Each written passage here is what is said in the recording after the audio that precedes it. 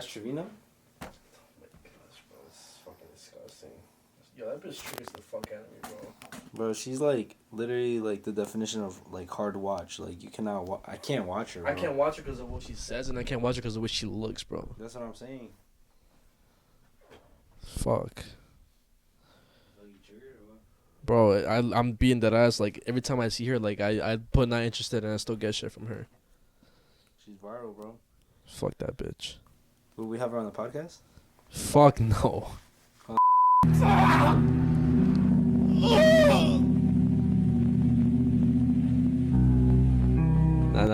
I'm joking, bro. For anybody that want to do music, streaming, whatever, you gotta put out your art and your creations how you see it and what you believe in, and then just keep getting better at it. And at a certain point, if someone's gonna fuck with you, or if they end up fucking with your art, they'll fuck with it eventually. That's just how I go. I wouldn't charge it to, damn, bro, you used to hate on me, now you fucking with me. Gang, you an artist, bro. Put out your art. I see my streams as art. And eventually, if you keep working on your craft, you care enough, you dedicate to it, and you really put your time in, and you really get good at it, and you're meant to do that shit, people will come around, gang. Bro, not everyone that was a Kanye fan was a Kanye fan day one. You have to learn and grow, you feel me? They start to take in what you're putting out. Every you see who's up right now started from somewhere. They were probably in the shoes where you at, bro. Whatever you want to be in life, just do it, bro. You gotta love what you do, nigga. Make sure you love what you do. Make sure you really pursue what you want. You gotta know what you want for yourself. No fucking bullshit. Follow what you want. Try to make your hobbies and what you love doing your job, bro. You can do it, bro. You can make, bro, bitches posting to make $1 million a month. Yeah, you can do anything. I promise, bro. Nah, big facts. Facts. Brought to you by The Unnoticed Podcast. Is that Chris?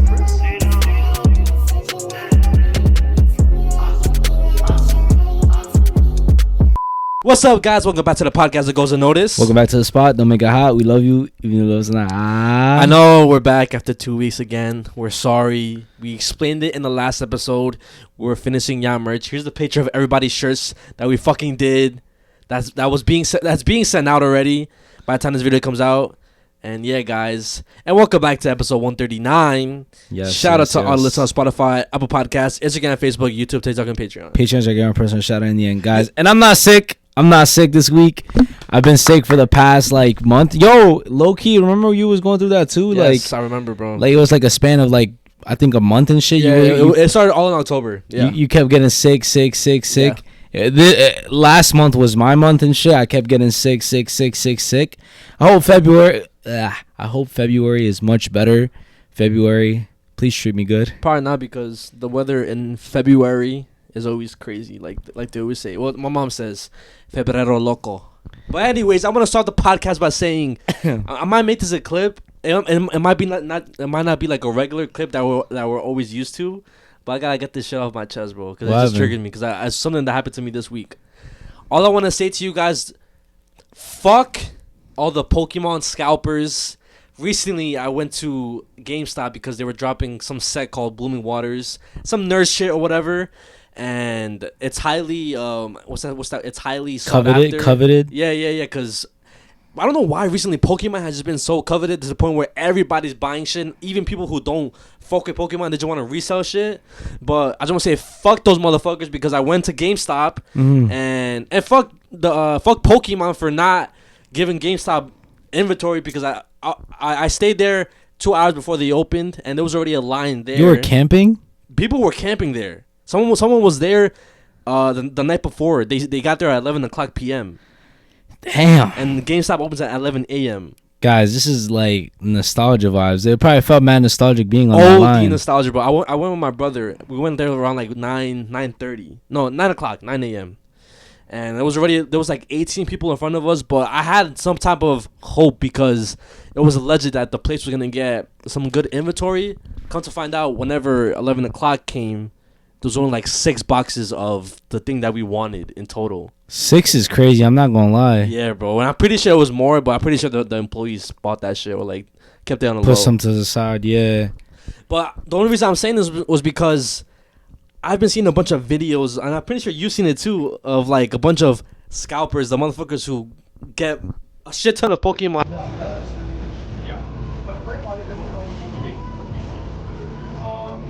I just gotta take this open. Sorry. Just let me take this open. Close the limit. I don't know targets.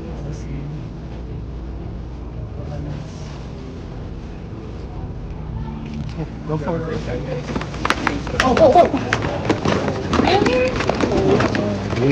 That's ridiculous. Oh, come on, brother. That's I got one.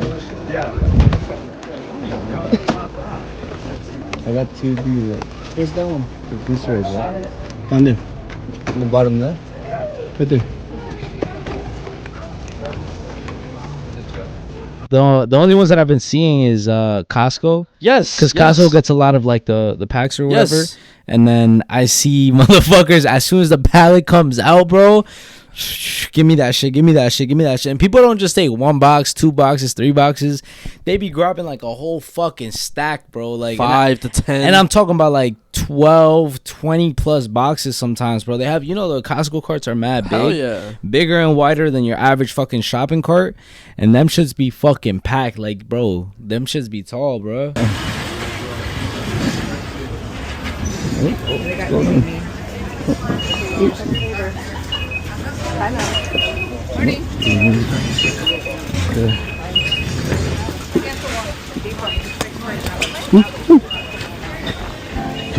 She said against the wall, I think, to the back.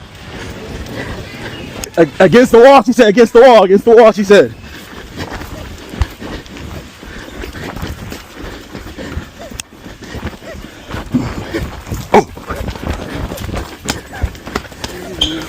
Go. Hey, don't do that, bro. Okay. Yeah. Oh, sorry, go.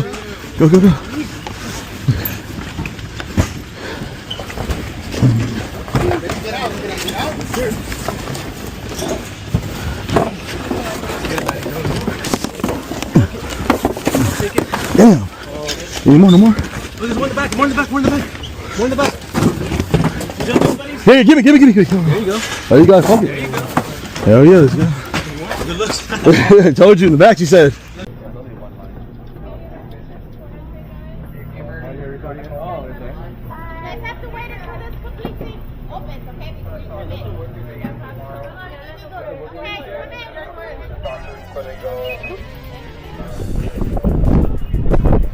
Oh shit.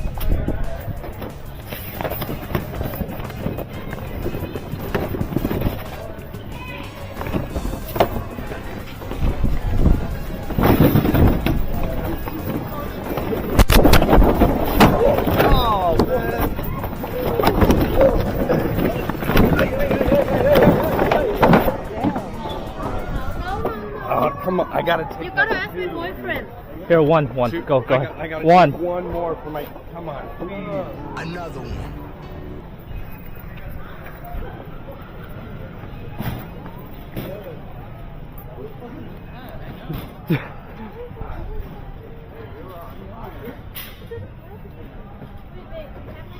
Yeah. Can I get one more for my girlfriend? I'm sorry, man. Please, I'm just sorry. One. You have like 10 of them. I fought for it too, man. Sorry, we also get it for our friends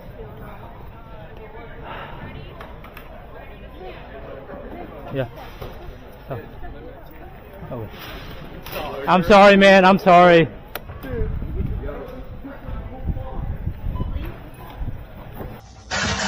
And there they go.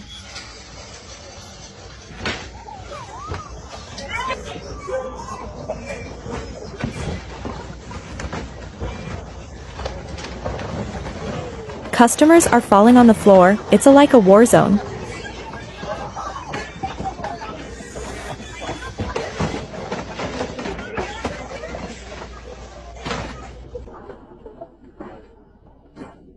Those same boxes that you saw from the Costco videos are the same boxes that we're gonna re-release in all GameStops. Yes.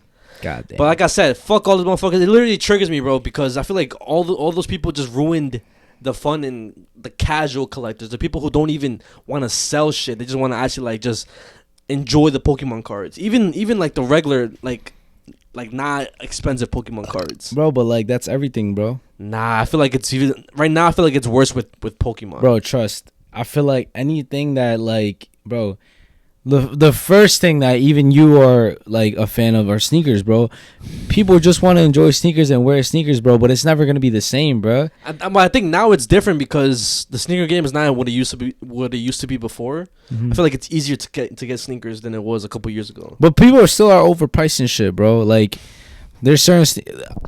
You're right though. You're right only because certain like prices are way different now. Like Yeezys aren't even expensive and shit. Certain Jordans are like lost mad value and shit. Certain Adidas like NMDs There's a bunch of so-called bricks they call it. Yeah, I see what you're saying, but like I feel like everything is like that, bro.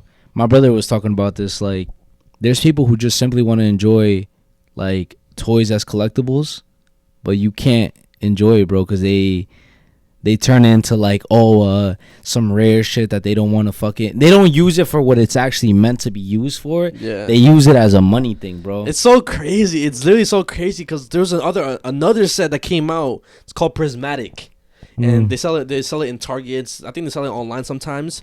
But that I don't know why it's been so hard to get that specific set. And then I keep seeing videos of like people like saying, "Oh yeah, blessed," and it's like a fucking bricks. The whole set's like around the room. And I'm like, bro, this is where all this shit's going to. Damn, bro. But yeah, bro, that was like part of my weekly recap. And also last week Sunday when you dropped me off, for the first time ever, the reason why I brought food was because my family finally did the whole thing with the tamales. Like whenever you get the baby the Jesus, rosca? Yeah, whenever you get the baby Jesus from the rosca, and like you have to make tamales. We finally did that. Oh shit! And yeah, I bought pizza. My mom made tamales. I think somebody made. My aunt made birria tacos.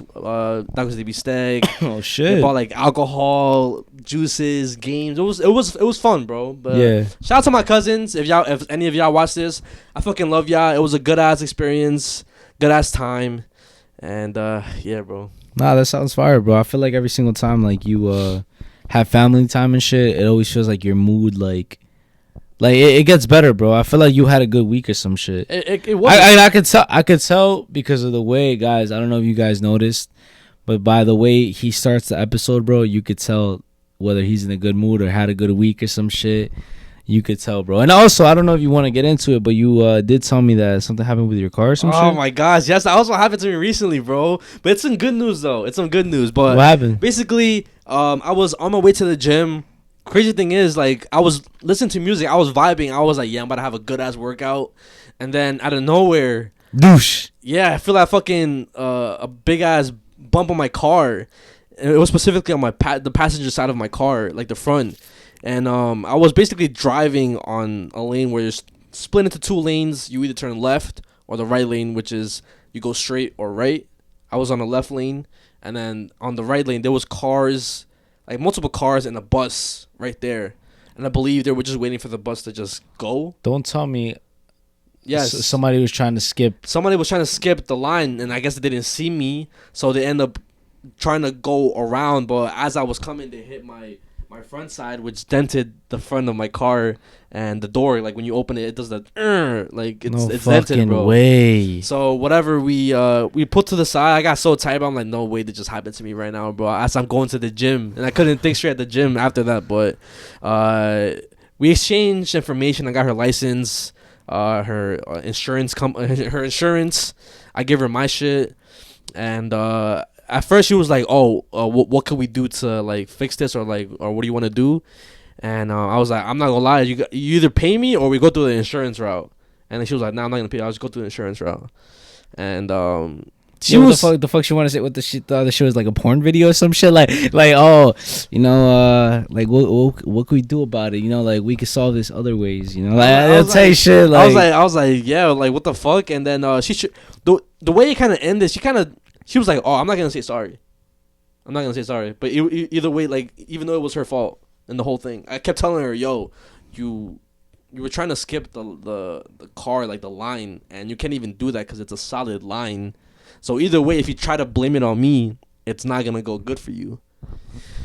Thanks, Day. Well, I'm pretty sure she put in a claim before I did, because when I tried to online, it said that a claim was already made. And then I get a call the next day, and I tell my side of the story, and then the insurer, like it's from Mutual Liberty Mutual, they basically end up telling me, yeah, it looks like our insurer, our customer, is in the fault. What we'll do is we'll give you a link. You send pictures to this website, and then from there, they're basically gonna end up paying to repair my car. Yeah. So it's, even though it did get fucked up, I got a W at the end. Nah, yeah. I mean, also low key, we gotta get dash cams, bro. My brother was saying the same thing. Cause, bro, I feel like it's very important. You know what you know why she didn't want to say sorry, right? Because it would, like, what? So she doesn't. You basically can't say sorry whenever you're in an incident because you're automatically found guilty or some shit. But she's fucking stupid, bro. There was no cops there. Was there cops there? Nah, there was no cops. You only fucking not say sorry if there's cops there, bro. She's fucking dumb. Yeah. But that was actually gonna happen to me like today. Oh, really? Yeah, there was I was literally on our way to fucking Costco and shit, and it was a 2-lane. Bro. That exact same spot where we almost got fucking hit bad that one time. Yeah. Next to Mike Olympic. I know what you're talking about. Right there, bro. So on those 2 lanes, guys. So it goes like this. It's a 2-lane. And, if you're a fucking smart driver, you got to know that the left lane sometimes gets stopped only because the bus wants to make the turn to the left. Yeah.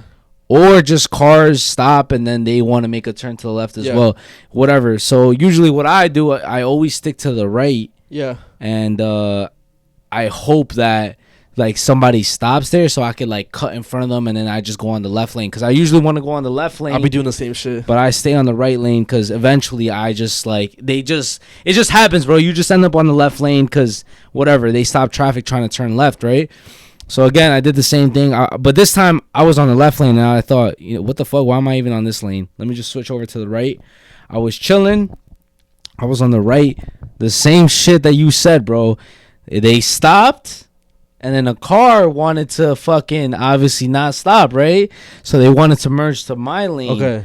But keep in mind, so the guys, the right one is ongoing traffic. Look. It's like this. The car, like I'm right here. And then the car is, bro, I'm like this next to the car, bro. I'm like this, literally right here. Like, like, they can't see me. Yeah. I'm low-key their blind spot at that point, but I'm right next to them, bro. Like, there's this much. This is their front of their car. This is the front of my car. This is how much space we got. Okay. Then as soon as I'm here, they start turning. So I was low-key going to hit them like this. But it was going to be their fault because they fucking turned into me, right? Yeah. Yo, I honked so fucking loud, bro, like boo, and then like, bro, my heart literally fucking like, yo, I said, like that, your heart starts beating faster and shit, and I'm like, bro, holy shit, and then they were like, oh, like it was a fucking lady. She was like, oh shit, I'm sorry and shit, like this and that. I think that happened to me. That almost happened to me on Castleton also with like an old lady too, like. She had her left signal.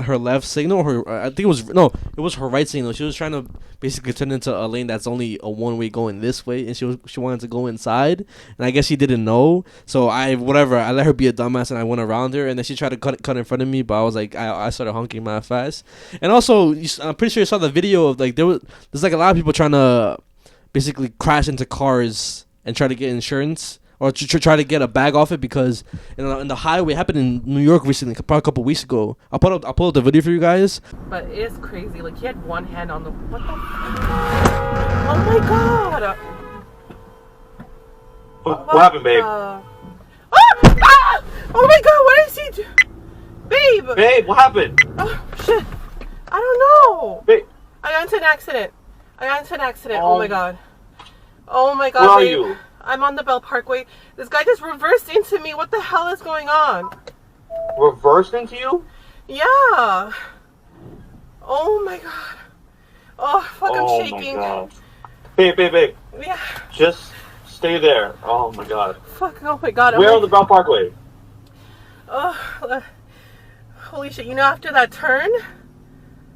Yeah. Fuck. Oh my Babe, god. it's okay. Alright, Just, hold on. just. Hold on, okay? Fuck. What happened? Hold on, babe. Oh, fuck. It was like a guy who was they were driving on the highway, and then like the guy stops. Oh, and then he reverses fast back into the Yeah, that happened a minute ago. Yeah, it was a Honda. I seen that video. Yes, and like they try to blame it on the driver who was basically normal. But they had a dash cam. Yeah. They looked at the dash cam. They're like, fuck, we're fucked. I guess my weekly recap, because you got into your weekly recap. Just been sick and shit. I was sick for most of the fucking week. The beginning of this week, I was kind of sick. I was recovering, but it's just been that, bro. It's been annoying. My daughter's been sick. They're just now getting better. Julia's already good. Isabella, she's still like dealing with shit, and it's annoying, bro, because it's been an ongoing thing for like a month now, and motherfuckers can't just fucking like chill because motherfuckers is sick, bro. Like, you know, you guys know how annoying it is to be fucking sick, obviously, and low key, this caused me to be on some like mental like fight type shit, bro. Like, wait, what the fuck? Like, what do you mean? is you call it a rut, or like what is like well, like, all right, when something bad happens, or what? Like, I'm just like not, I guess, mentally healthy right now, I guess, if you want to call it. I don't know how to fucking call it. It's not recording? No, it was recording, but now it says unable to read memory card. So as I was saying, I'm low-key like In a rut? Unmotivated or something? Yeah, like low-key unmotivated, only because like I had a routine, guys. I had a routine for the past, like, I want to say 5 months, 4 months, something like that. Like, I had a routine where I ate a certain type of way. My body went through a certain type of activities and shit throughout the day and stuff. And then shit changed, you know, like, I'm not going to get too deep into what happened and shit, but there was, like, you know, a change in, like, my I guess routine. So like it kind of fucked shit up, and then the whole like being sick back to back was like I had no type of motivation to work out, and like I just low key couldn't work out, bro. Like I was literally like fucking with a fever, and like my body was aching, and I didn't want to work out, bro, and I low key couldn't. So that shit fucking, like, bro, it fucked up my routine, bro. And like it made me feel like I was slacking and shit, like, oh, I'm not doing what I did. And then like obviously like with all that shit, I wasn't eating the way I was eating before, and it's just annoying, bro. Like I have to get back into my routine, bro. I have to get back into like what I was doing before, you know. And are you doing it? I am, but the thing is that it's annoying, bro, because I have to make up for, bro, a month is a lot, bro. A month is a lot, especially if you're trying to like reach certain goals, bro. A month is a lot, bro. So I'm backed up a month, and it's pretty annoying, bro, the fact that happened and shit. I mean, you can't. I mean, I get it, because that happened to me obviously multiple times.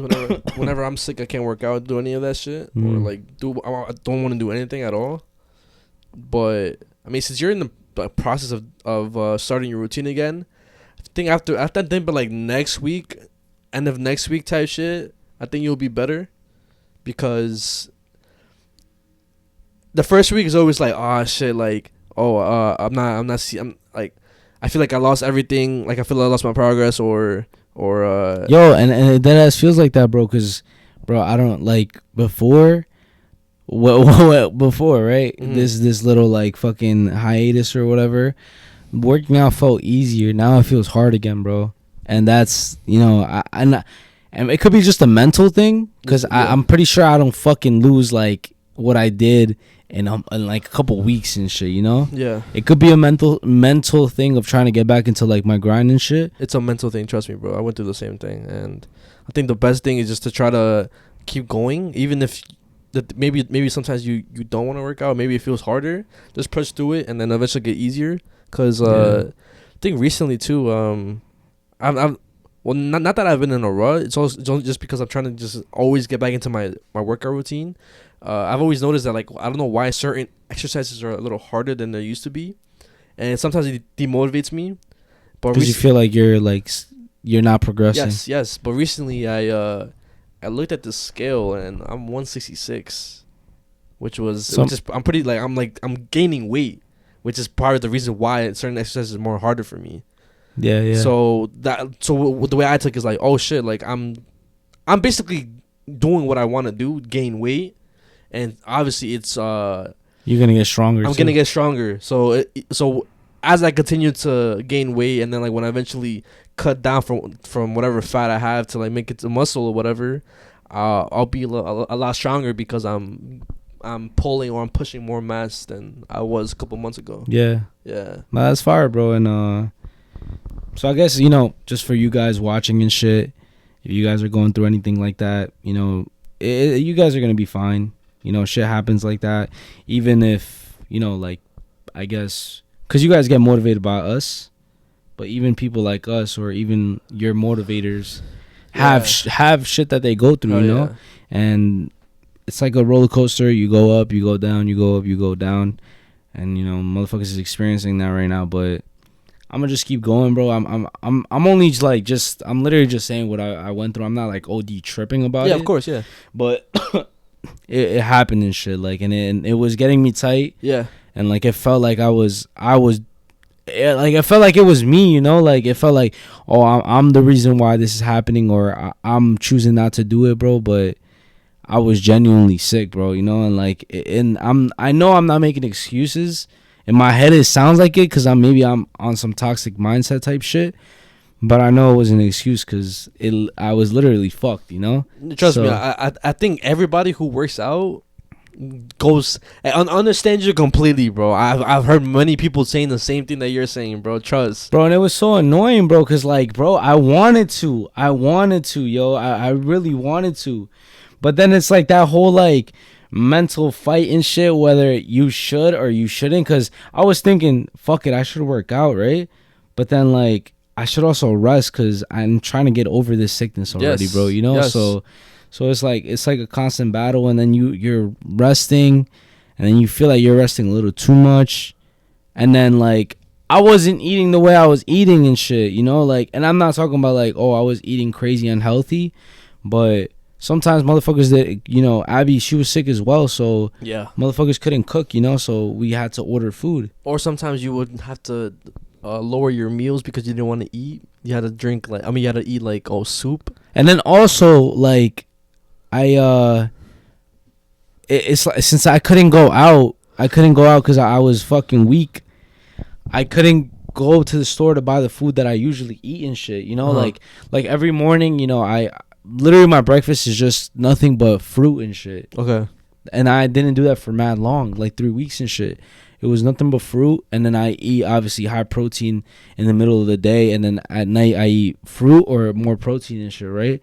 But I wasn't doing that. It was all fucked up, bro. I wasn't eating nothing in the morning, and then in the middle of the day, I wasn't eating like how we usually do because Abby wasn't cooking, like what we usually eat because we wasn't going to the store. You see, it was all fucked up and shit, and we didn't have the food because fuck, like just even fucking getting up was the fucking hardest thing ever, like Damn, you look, you could have told me, bro. I could have went to buy you some shit, bro. Because that's also part of the reason. Yeah, I wanted to and shit. I wanted to, but I also didn't want to get you sick. Like, I would have just left at your door, my guy. That would have just, like, been a far away. Like some DoorDash shit. I'm stupid, bro. It is what it is, bro. Because I feel that's part of the reason why it took you longer to get better. You're not eating the vitamins that you need to recover. Bro, it was bad, bro. It was stupid, bro. And I think my body felt it low key. Like I said, bro, I was in a routine for a good 4 months, bro. Yeah. At that point, it's like my body's like, all right, bro, this is what we do. Yeah. It literally takes 60 days to build a fucking routine to where like you don't feel like it's like you're forcing yourself to do it no more, So my body was eating healthy and right for like that fucking long and shit. And shit just got fucked up, guys. We're back into it. Guys, if you guys are, on your journey, we're back into the journey, I guess. If you guys are in a little rut or whatever, come back. Like I'm trying to come back, I guess, yeah. Speaking of food, recently Teriyaki One has become my new chipotle. For real? Fuck Chipotle. Did I hear bro. the camera? Huh? Yeah, I did. What? Did it stop recording? Sorry guys, there was some technical difficulties with the fucking camera. So if you guys, if the screen ended up turning black for you guys, that means the footage got corrupted or whatever. But that's fine. The rest of the podcast is gonna be good. But Teriyaki One has became my new Chipotle. Well, you getting that shit every week or something? Not every week. Like actually every week, yes. Cause my fault. Every week, yes. That shit. Like after certain workouts, like if I feel like I deadass worked out OD, and if I'm hungry, then I get that shit. Like it's usually after like a leg day or back and by day. But I'm telling you right now, you get more protein for less than what you pay for at Chipotle. I pay usually like, cause what I get at Chipotle, it always comes out to like $21 just for me. But for Teriyaki One, I could pay either $11 to $18. Depends how much protein I want to get. Cause I get what I get is teriyaki and shrimp, extra chicken. Oh, okay. So that comes out to $18. But regardless, it's OD food, OD portions. That's valid. Yeah, and it's also valid because like after you get 6, they stamp you the little card shit, and then they give you a free one. They give you a free one, yeah. Damn. So the recent one I had like a couple days ago was free.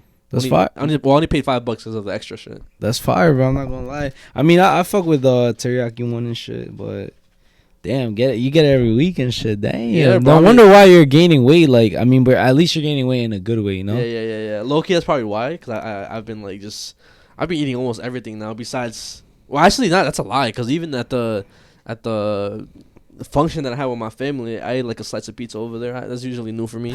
Do you feel different? Like, did you know? Besides like the workout and shit like that, it's getting a little harder. Different workouts. Do you like feel different? Nah, I don't know why. You see yourself different? I don't. I feel like I look the same. It's just body dysmorphia. It's literally what it is. Because there was one time whenever my sister was like, "Yo, you look skinnier, bro. Like, what's up with you?" And then I was like, "What the fuck you talking about?"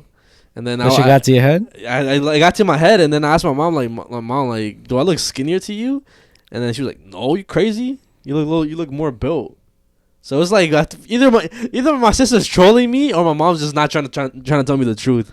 Or maybe it was one of those shits. Maybe it was one of those days and shit. Cause some days I feel like you just look skinnier, and some days like I'm not. I think it depends on what you eat, bro. Cause sometimes you like this happens to me. I don't know if it happens to everybody and shit. Yeah. But depending on what I eat, the next day my body looks different. Probably the more protein you eat. Either that or like I guess the cleaner you eat, you look slimmer the next day. It's just like, I guess your body like processes food differently and shit. Yeah. So you don't look as bloated. So maybe that's probably what it is. Maybe that's what it was. I don't know, bro. Like, I'm just guessing. I don't know. But you do. I told you this already, bro. You do look bigger. Like the pictures you be posting on Instagram. You look bigger and shit. And I mean, I haven't seen you like without your shirt and stuff like that. You know what I mean? Like IRL? Yes, bro. Yes. The fuck? No, when we made the merch, I had like a tank top on, or did I not have it on? I wasn't really paying attention then. Yo, you wasn't paying attention to my body. The fuck, bro wants you to check him out and shit. Speaking of which, yo, you fucking beat me in Sparking Zero, the bet that we had. Yo, is this video gonna come out before that or after that, or when is that video gonna come out? It should be. It should be coming out before this. Also, by the time this podcast is out, it already came out. So they saw it already, basically. Yes. The people who saw that's what I'm hoping for. That's what I'm hoping for. The people who saw it or whatever. But yeah. I mean, I don't know if you want to talk about it. You want me to bring it up? What the fuck? Well, guys, we basically had a bet, you know, because Mr. over here loves Sparking Zero and shit. And for a minute, he was just saying, like, talking mad shit, basically saying that I'll never be better than him. I'm not good. The way I play is fucking cringy. That was not for a little bit. It was only for, like, a good small part of the whole time I played Sparking Zero. You know, he just didn't want me to be better than him, basically. Okay. So what happened? You know, we played here, and then like shit got like a little escalated because bro didn't want to accept the fact that I beat him a couple times and shit. And then he's like, "Ah, you know what? Like, fuck it, whatever." And I was like, "Ah, you know what? Let's play." And then you guys are gonna see that whatever. You guys are gonna witness what happens, and then like, yeah, you guys are just gonna see. And then what happened? I lost by a landslide, bro. Lost 7-1. You know how embarrassing that is? 7-1, bro. That's not fucking Brazil didn't even lose that much. Yo, we basically played first to 7 wins. Keep in mind, guys, this shit could have gone to like 14 games, some shit like that, like 13 plus game, bro. It could have gone like a while, bro, and the video could have been longer than it was. But guys, it was low-key a sweep. And I was not expecting this, guys. I was not expecting this. And I'm not even going to lie, guys. I'm not the best player. I'm not the best Sparking Zero player, bro. I've gotten cooked so many times in that game, bro, that it makes me feel like I'm trash at the game. Like, today I was playing, and I just know that I'm low-key not, like, good. Mm-hmm. But I guess that day I just... Pressure got to me. Pressure got to me, bro. I was looking back at the footage, and I kept face palming. I was like, oh my gosh, the way I'm playing is so cringe, bro. I kept doing the same old fucking thing. I became so predictable to the point where like you obviously know what the fuck I'm about to do. And I just kept getting annoyed, bro. I was getting annoyed with myself just watching. I didn't even want to watch it, bro. Like, even till now, bro, whenever I like, the whole thing is edited, like, when my brother edits, I don't want to watch it, bro. I'm going to get so tight on myself. Yo, I mean, low-key, I didn't even want that shit to be released, bro. Why? Only because, like, I feel like it wasn't fun. Why? Because you won mad easy? Yeah, like, I mean, it's not like, I'm not trying to be cocky or, like, trying to be cringe about it. It's just, like, it just didn't feel like how I thought it was gonna feel. No worries. It's not satisfying. It wasn't satisfying. I'm being dead ass, bro. It wasn't satisfying because I don't know if the way I was playing was like cringy, or I don't know if like what it was, bro. But it just feels like it wasn't a satisfying win. I want it to be a win where it's like at the very last fucking match or some shit, like it goes a distance and then like I just win on some luck shit. Like that would have been a way more satisfying win than the way I won, bro. Don't worry, guys. We're gonna have a rematch. I just have to have time to like actually practice and like change up my play style and stuff. Cause I tried playing a couple days after that. Like I stopped playing quick play because too many players they don't like boxing in that for some reason. It's surprising they don't like boxing in that shit. Yeah. I come across a bunch of people just wanting to, I guess, play sweaty still. And I resorted back to playing ranked, and unfortunately, I did lose the Z rank because I kept losing. So I D-ranked a lot, but bro, you should have done that, bro. I mean, I'm not gonna lie. If I got it once, I can get it again, bro. It's not that big a deal. But I've changed up my playstyle a little bit. I kind of learned how to maneuver better than like just fucking dragon dash all the time. So I just gotta keep practicing. And yeah, I honestly, bro, like I feel like that was your problem, and I didn't like. This is the thing, guys, because I don't give a fuck if like it's not coaching you, but just like telling you what I see that you're doing wrong.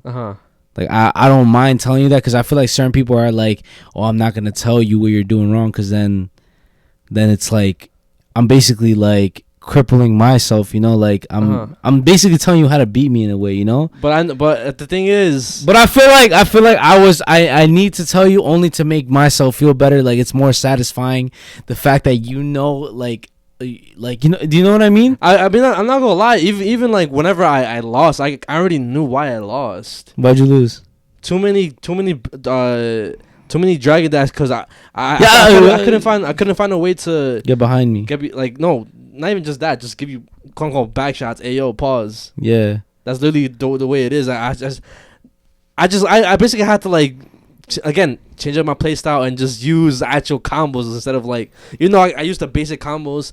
I just gotta like use the rolling hammer whenever I could, you know, twist you around. That, and then also side steps are very important and shit. Like, I mean, I always sidestep, but it's like I feel like I just get too impatient to the point where like I end up making the first move, and then that's when I fuck up. Cause I was playing today and like I realized, cause I said this before and shit. Like, well, I told you, like the way I see it is like certain players are one dynamic, like meaning like they only resort to one thing, right? You know, and I realized, like you said, you kept trying to get behind me. Yeah.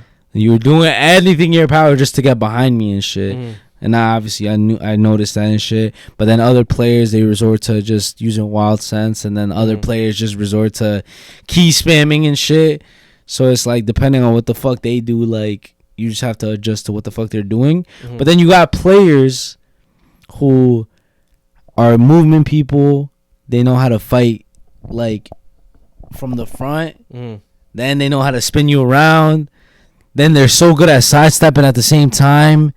And then they know how to fucking what super to use at the right, like, occasion and shit. And then, like, that's I feel like that's how you know when a player is good and shit, you know? And, like, I know I'm not good only because I'm not good at sidestepping. Today I was only focusing on, I'm not using no good characters. Well, they're good characters, I guess, because I was using Super Goku. Okay. But I was only trying to basically get around people, or like basically give people back shots with pure side steps, bro. That's what I was doing. I'm basically playing my weaknesses. I'm trying to make my weaknesses strengths and shit. Literally, that's all I was doing today. Just pure boxing and shit, and pure just like side steps. So, like, literally trying to get behind people with my side steps and shit. And then if people were playing cringy, then I was playing cringy at that time. But like, I feel like that's what you should do and shit. But I feel like you should do quick play though, only because you could experiment more and not worry about it, bro. Like, you just experiment as much as possible, play as weird as you could possibly can, bro, to get better, bro. I feel like that's what you should do and shit. I mean, I that's what I did. I was resorting on wild sense so much, so I played somebody who doesn't have wild sense. I was forced to basically be like better. I forced myself to be better and shit. Bro, I don't know. I'm just saying, you know. Don't tell me what to do, bro. Do not coach me, bro. I know what I'm doing, bro. I guess you guys are gonna see in the rematch and shit. But trust me, guys, I'm gonna get a lot better as well. I've been working on my game. Like, I love Sparking Zero because of this motherfucker, bro. If it wasn't for you, I would have never wanted to play that game low key. Because when I first started playing that fucking game, I noticed how fucking tryhard everybody was. Yeah. And like, fucking passionate about the game and shit, and like toxic low key the community is. I'm not gonna lie, people are toxic, bro. It's still toxic. That's what I'm saying. People are toxic and people are cringy and shit. Like, they take this game way too fucking serious, bro. You got people messaging me, you got people sending me friend requests and shit, I guess just because they want to invite me to play because I beat them once or twice, and then they beat you, and then they don't want to give you a rematch on some, like, yeah, like, take that loss, man. Like, bro, like, it's just a fucking game. Chill out and shit. But there is some days like it gets to you, and I fell victim and I made a hole in the wall. Is it that? I was looking at that the whole time, but I didn't know that was a hole. I threw my remote, bro. I was like, you know what? Fuck, I got two. So I threw that shit. Which one? The white one? The white one. You broke it?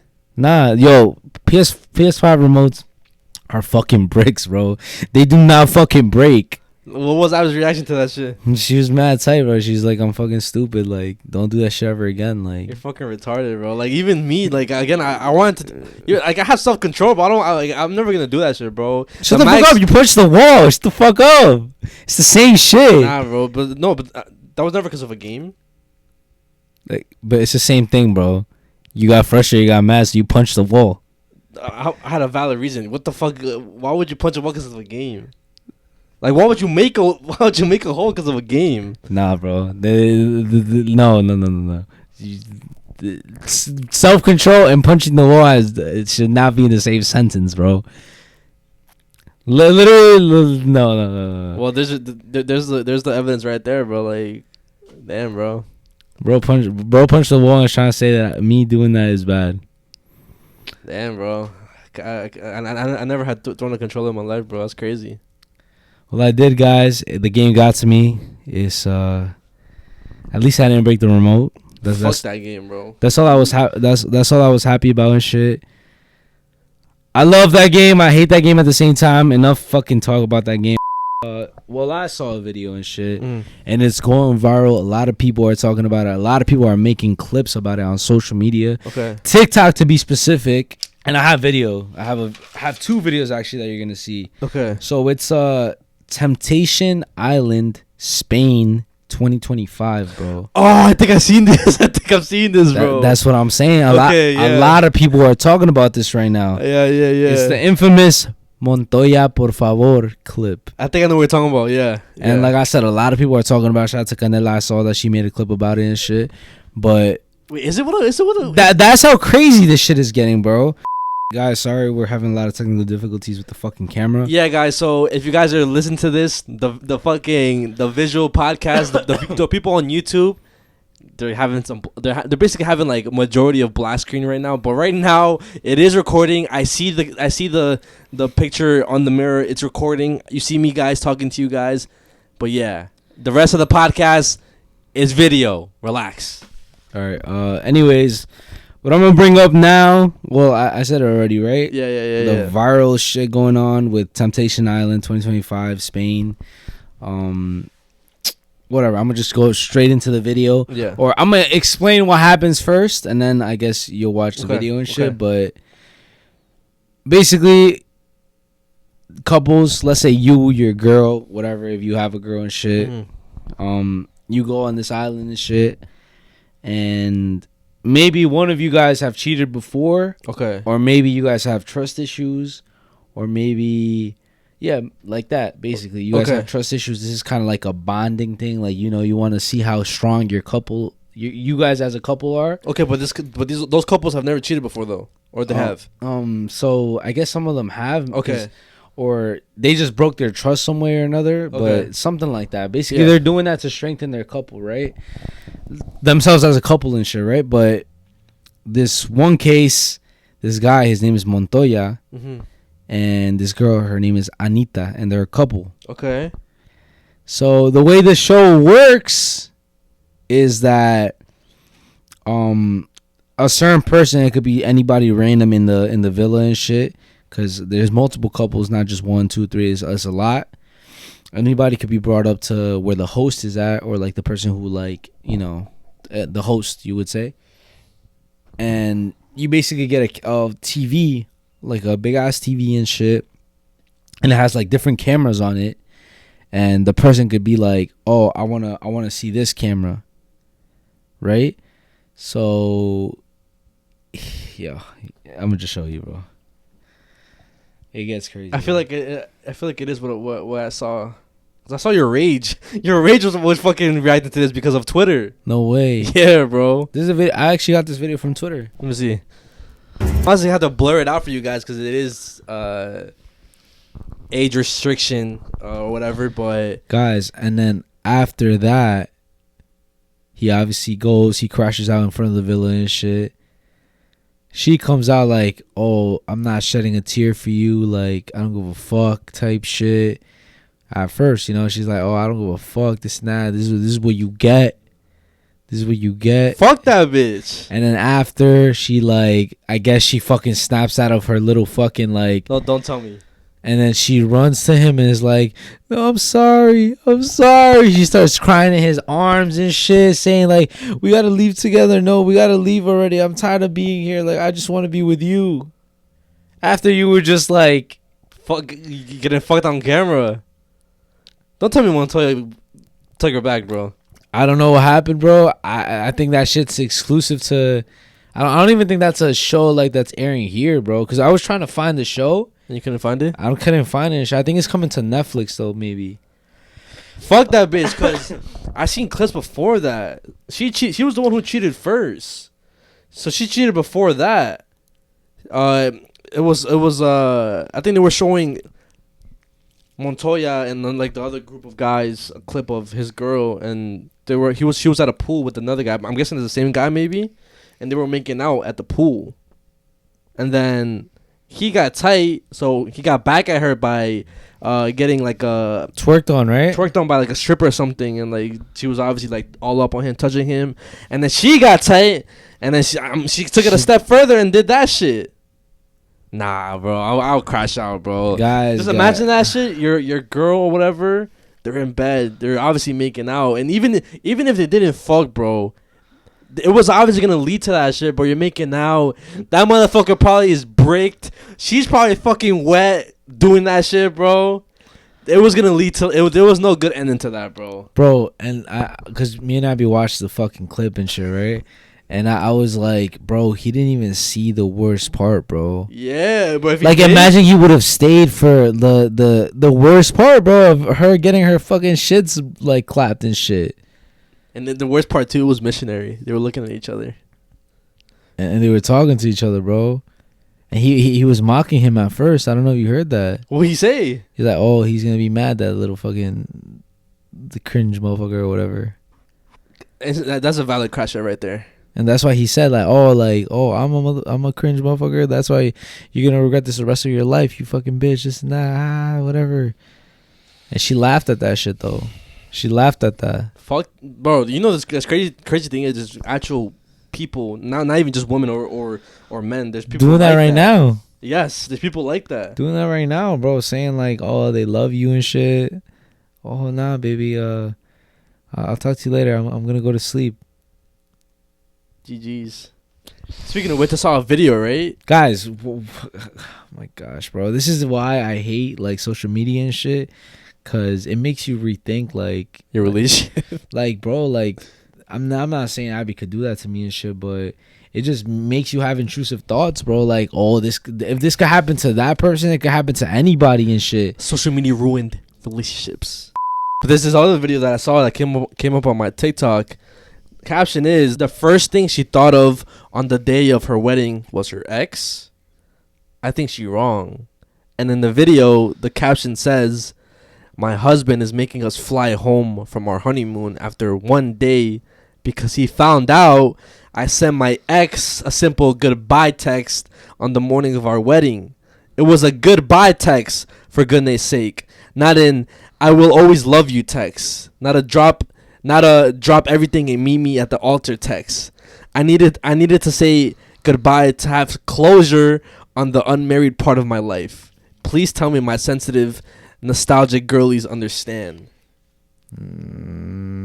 Nah, bro. I think he did the smartest thing to do, bro. And the fact is, if you think that's right, you're the problem. You're some sick motherfucker, bro. Let us know in the comments if that's like over dramatic, or is she in the wrong? Is she in the right? Whatever. That's hella in the wrong. Hell yeah. Like, what's the day of our marriage? If you're even thinking about, bro, like if you're even thinking about your ex, why the fuck are we getting married and shit?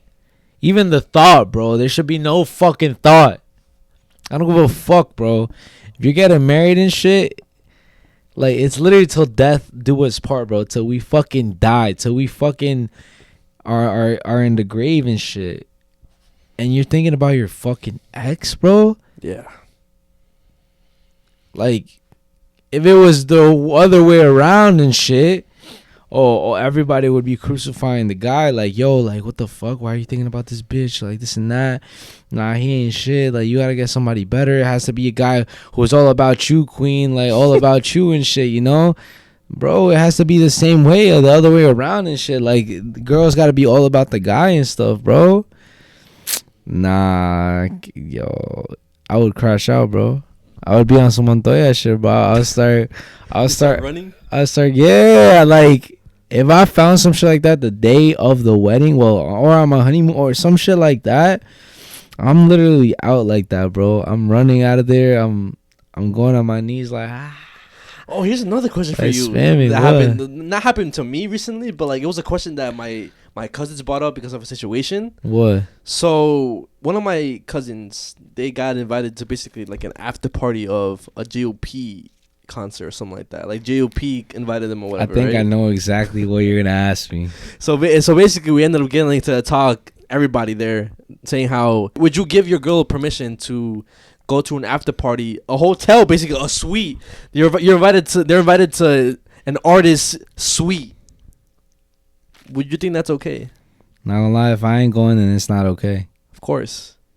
The fuck, like I don't know. Again, and keep in mind, the way they're gonna dress is like obviously in like I have to look nice and stuff. I have to look presentable. They gotta do their makeup and shit. Like do everything and make sure they look their best because we're it's a JOP event. Like it's like this famous artist event and shit. Like, nah, bruh. And knowing again, if you get invited to a JOP suite, like in the back after party type shit, you probably know what the fuck is gonna go down, bro. Yeah, you about to get your cheese clad, bro. Yeah, that's nah. That's I'm not gonna lie. I don't give a fuck. I would never let my girl go to any after party, and especially a fucking artist. Are you kidding me?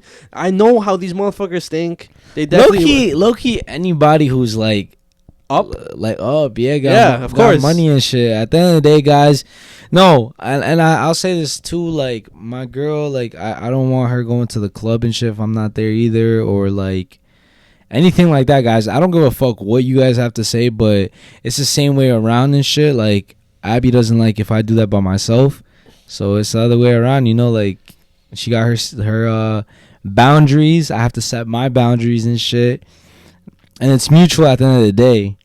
And also, I'm thinking about it in the protective way as motherfuckers be weird.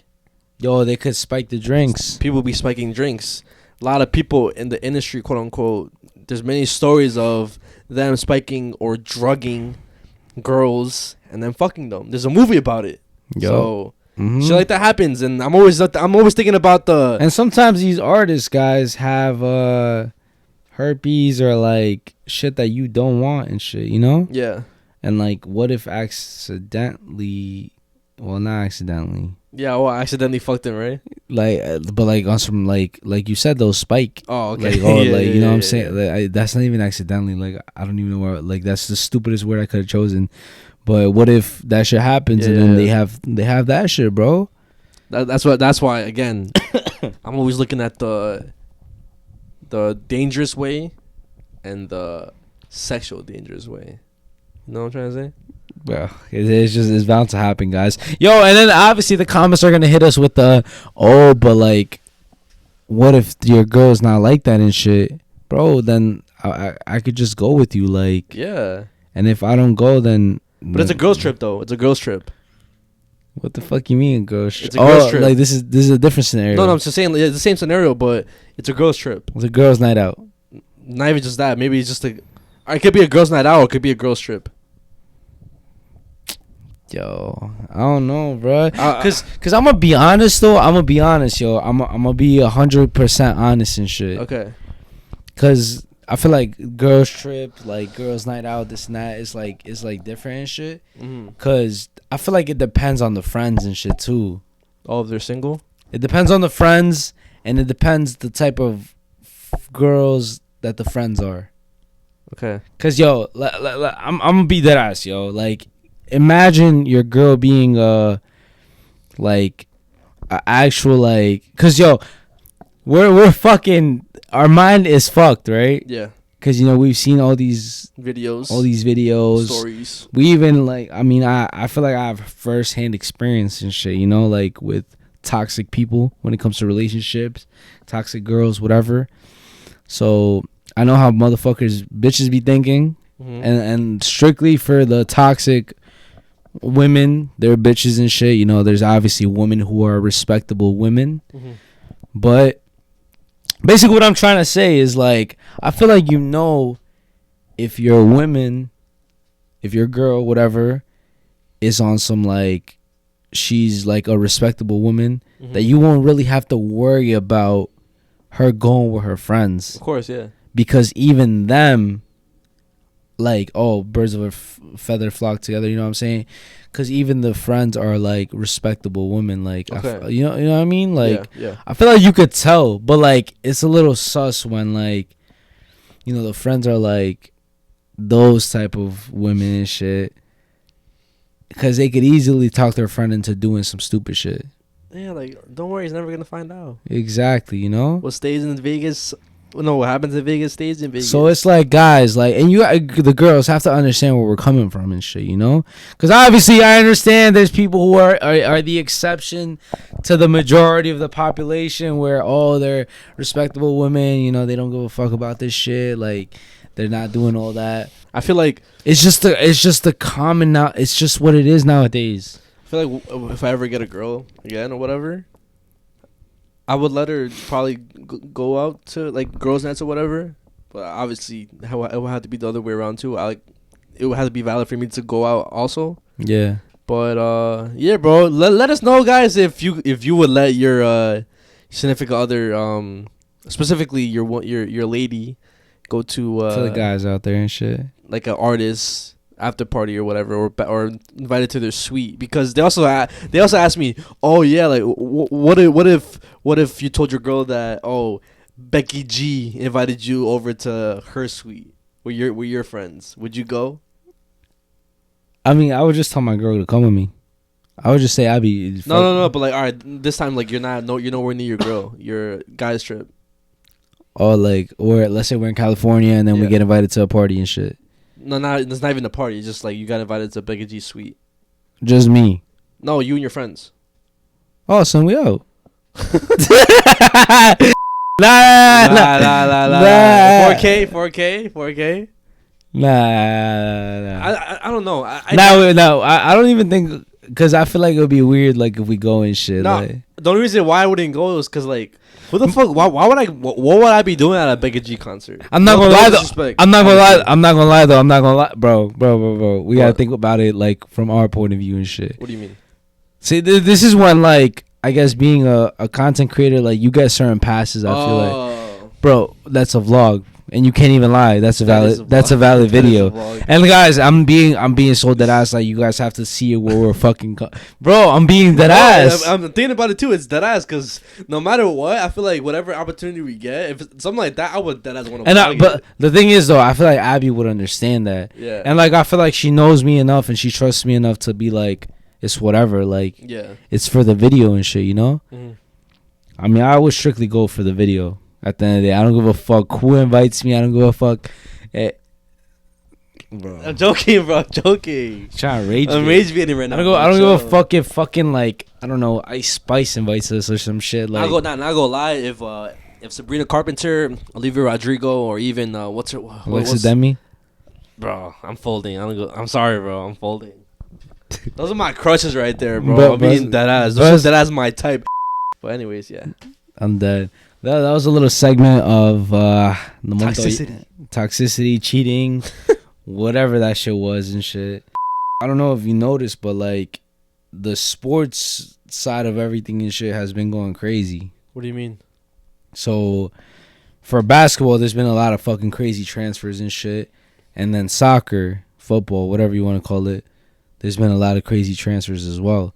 Okay, like what? For example, I mean, basketball, just quick one, whatever. This guy's named Luka Doncic. He went to the Lakers. Fucking certain people from the Lakers got transferred out. And, like, I'm going to just put it like this, bro. It's like, imagine young Ronaldo. Like, this is literally how I'm going to put it. Young Ronaldo. He's in Real Madrid. And then he gets transferred. While he's at Madrid? That's how crazy it is, bro. Because imagine you have somebody like Ronaldo, young Ronaldo, and obviously Madrid and shit, and then out of nowhere he just gets transferred out. Like the fucking organization, Real Madrid, decides to fucking sell him or trade him.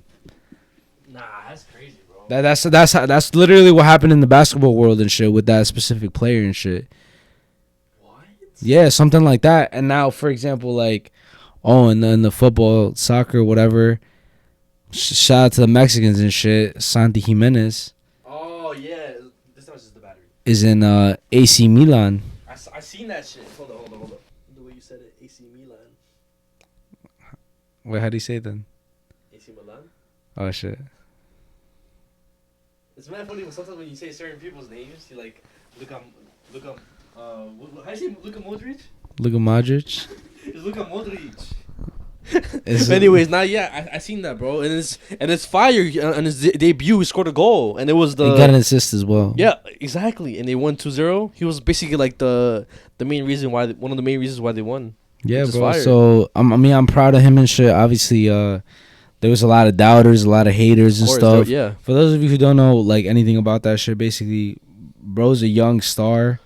23 years old, bro, and obviously like the Mexican fanatics, bro, are very like weird sometimes. Like they're so up and down type shit. Some days they fucking fuck with you. You have a bad game, they don't fuck with you at all. Then they say other players are better than other players, even though it like is so stupid. Cause like like Liga MX, which is the Mexican league in football, soccer, whatever, is ass compared to like other fucking leagues and shit. Specifically leagues in Europe and stuff. And this specific player, his name is Santi Jimenez, he was in the Dutch league, which is way better than the fucking Mexican league, right? Yeah. And obviously the Mexican fans, since they're so fucking obsessed with the Mexican league, they were loving and enjoying the people who were there. And then they were hating on this motherfucker just because he wasn't performing at the World Cup and shit. Or performing in like national like in like matches and shit. Yeah, but he wasn't performing at a high level. Even though, bro, you're playing with fucking ass players, bro. You know what I mean? Yeah, of course.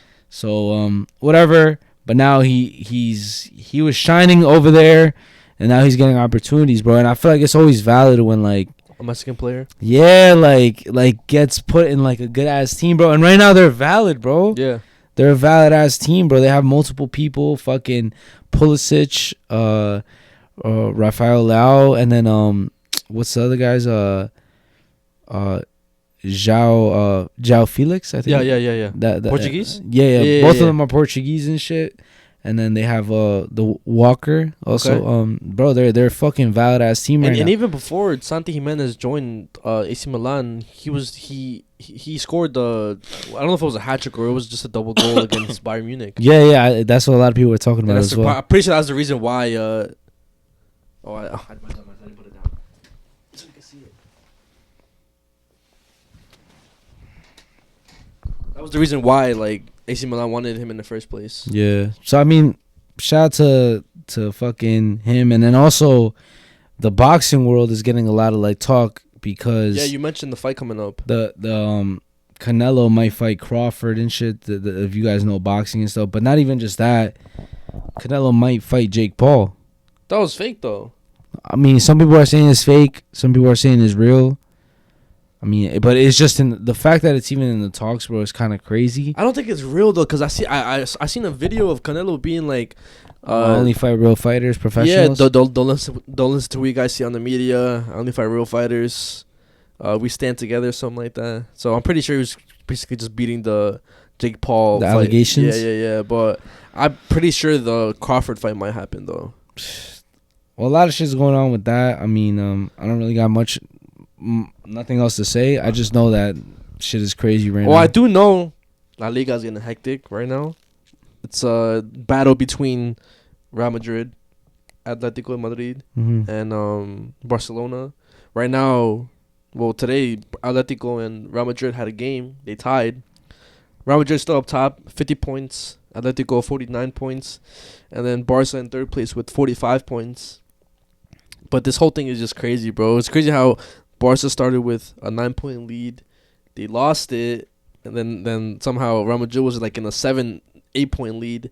And then a couple games they tied, they lost or whatever. But they're still first place. And it's crazy how, because I haven't talked about Mbappe in like forever, bro. We haven't talked about him. Even though, because I wanted to wait. I feel like I had to wait to like a right moment because I'm pretty sure I said this on the podcast before that. You still had hope? I had hope. I always had hope, and like I hated when motherfuckers would be like, "Oh, Mbappe's finished. He's the next Hazard."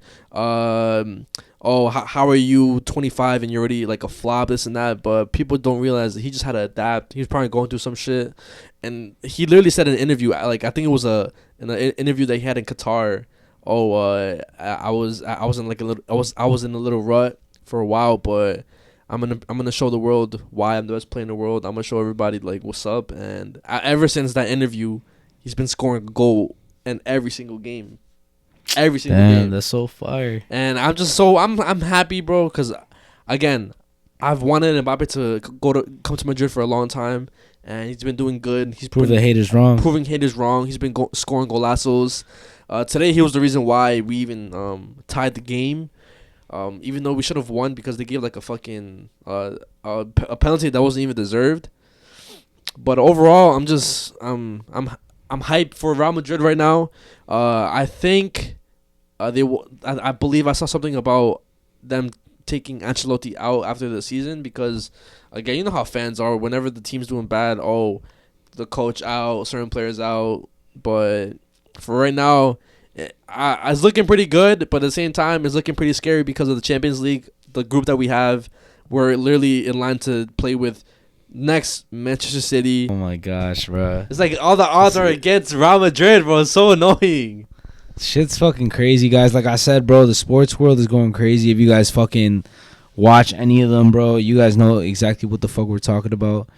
Yo, this shit, low-key is fucking insane, bro. And I'm low-key glad because there's a lot of shit, like, I guess you could watch, or a lot of entertainment, I guess. Speaking of which, there's a lot of movies coming out this year, too. Yo, there is. Fantastic Four, Superman, Jurassic Park. Yo, that's what I wanted to talk about that shit. What? I wanted to talk about Jurassic Park. Okay, what? Because I don't know if you saw the trailer, bro. I didn't see the trailer. I just seen that it's coming out this year. Bro, it's a lot. Low-key is receiving a lot of, like, love-hate type shit. Okay, why? So, in the trailer... Yeah. So, in the... Alright, hold on, let me calm down.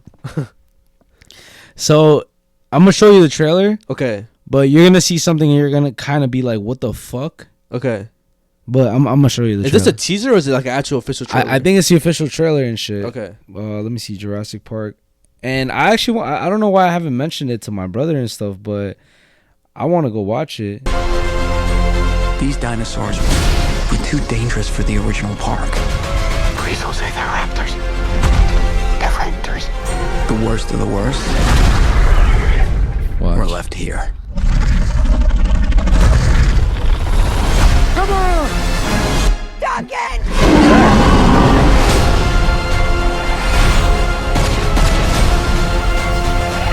We put ourselves in a place we don't belong. What the fuck is that? Survival is a long shot. What the hell are those? They're helping the mosasaur defend territory, stalk, hunt. None of what you just said is good.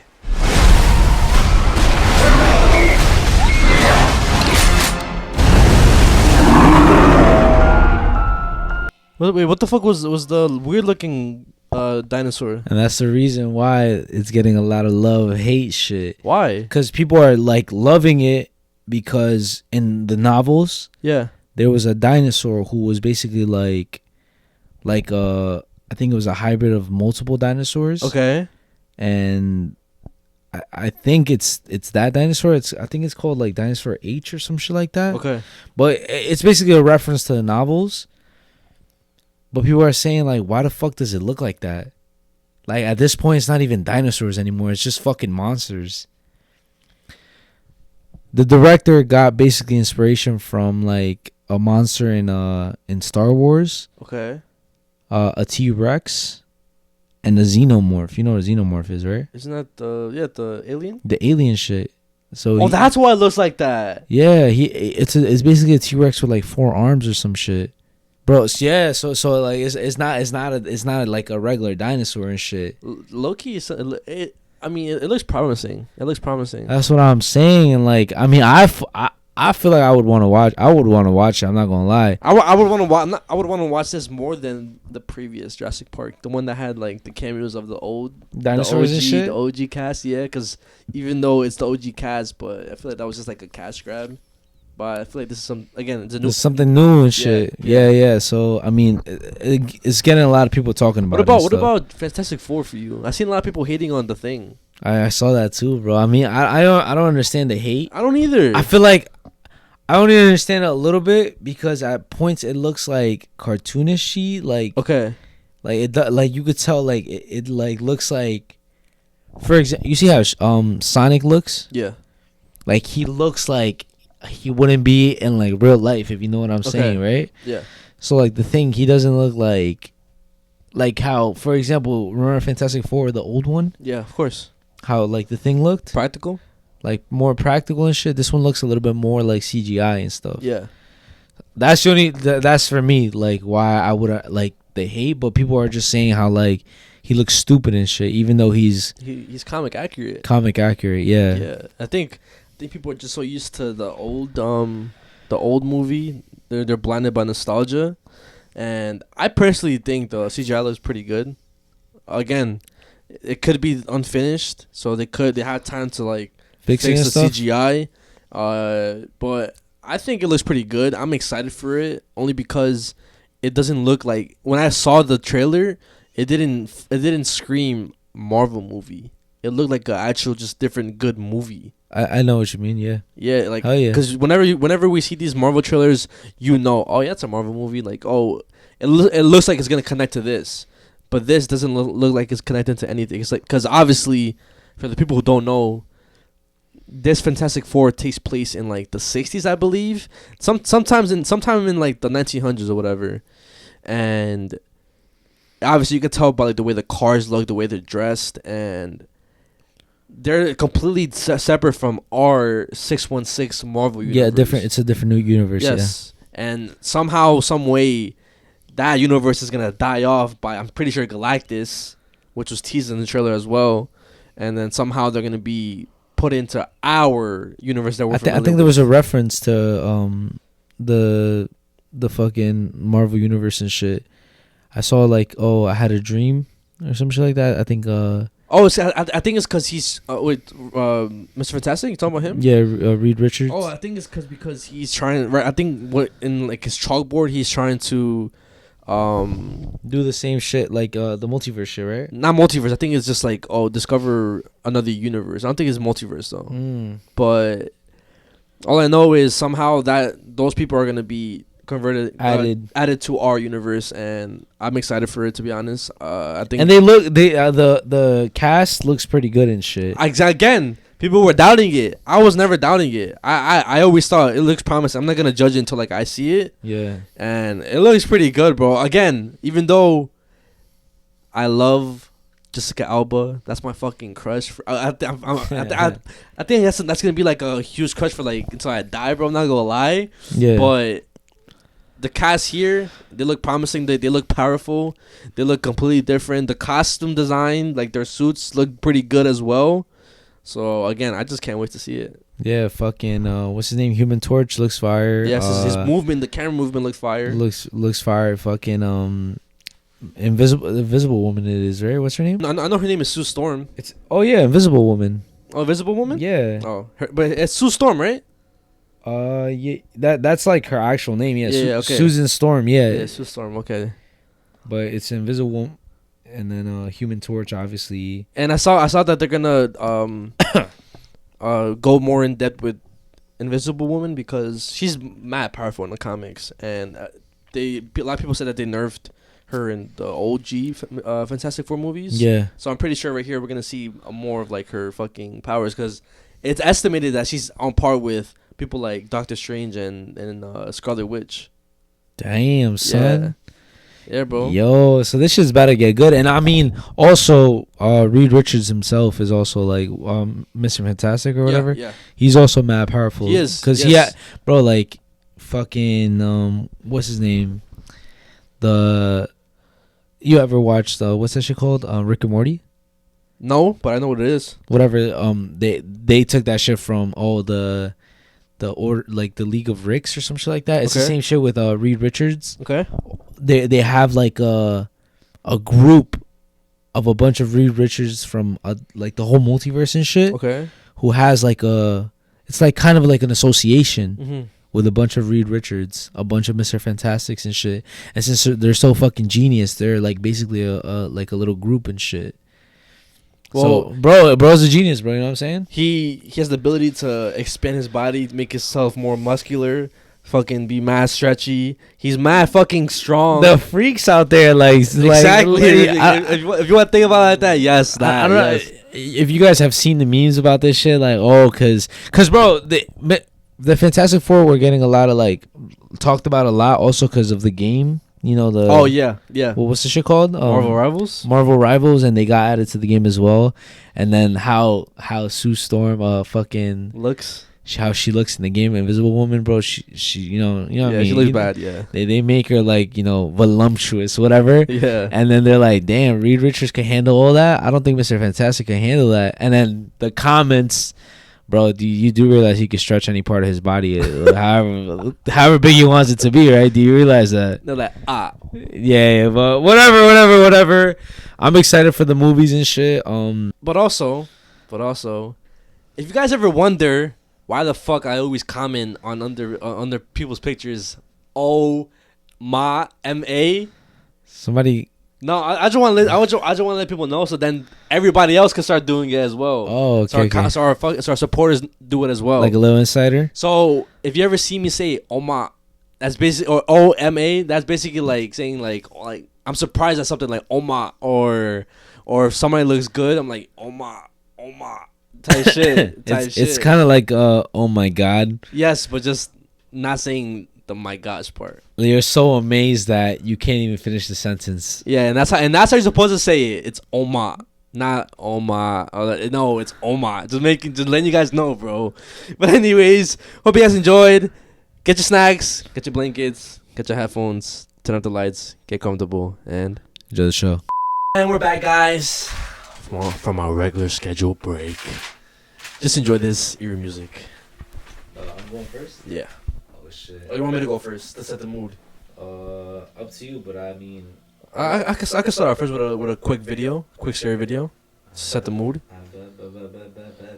So there's a video right now going viral of this nurse. Her name is Tiffany, and she records herself doing surgical procedures for her students, and she doesn't really post any scary content. It's mostly just educational purposes. In this one specific video, she ends up hearing some weird shit. I think I've seen this video. And also, at the end, she ends up seeing a shadow. And let me know, guys, for any of our people who work in hospitals or anybody that works in the medical fields, if you've ever experienced anything weird, if you've seen any shadow people, because people always say that, hospitals are always scarier than cemeteries for some reason. Yeah, because of the I guess grief, heavy energy that it carries. Also like churches, and I feel like anything that has like a lot of history behind it. It has like a lot of heavy energy and stuff. So yeah. Or maybe also like the way they died. Obviously, that too. Maybe spirits didn't want to, leave. People didn't want to die yet, so People just remain in limbo. Yeah, exactly. Unfinished business and stuff. Or they die like tragically, accidents, stuff like that. But let me know what you guys think. If you guys think it's fake or if it's real. I think it's low-key real. At chromic catgut, the difference is, I'm so sorry, my brain. Okay, here we go, back. Okay. So here we have two different kinds of sutures, polypropylene monofilament and chromic catgut. The difference between these two is that this one is dissolvable and it's animal derived. You say you've seen this video before, right? Last anywhere from 60 to 90 days.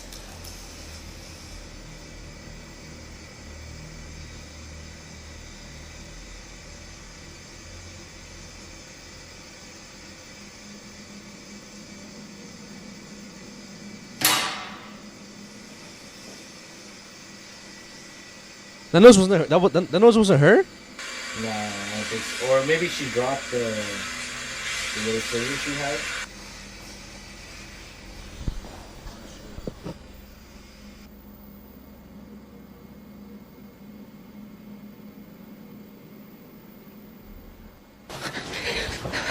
Literally tearing up right now. I saw it. You saw it? Yeah, I saw it.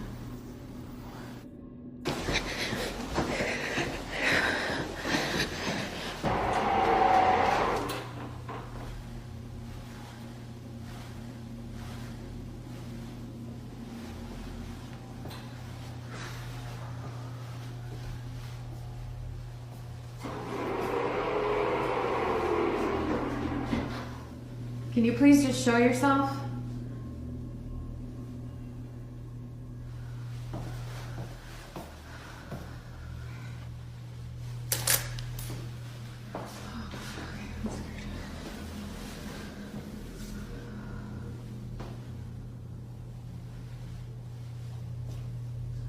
Just give me a sign.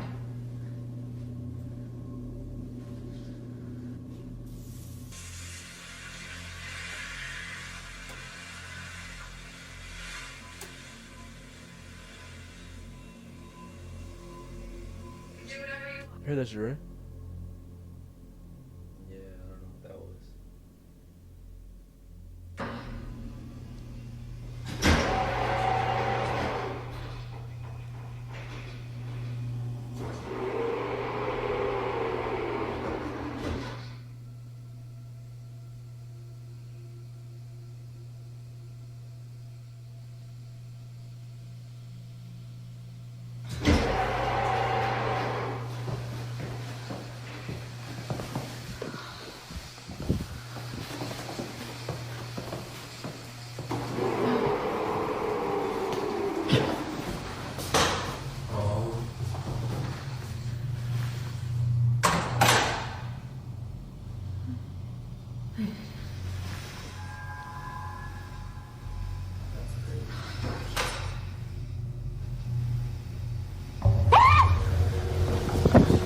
You think it's real or if it's fake?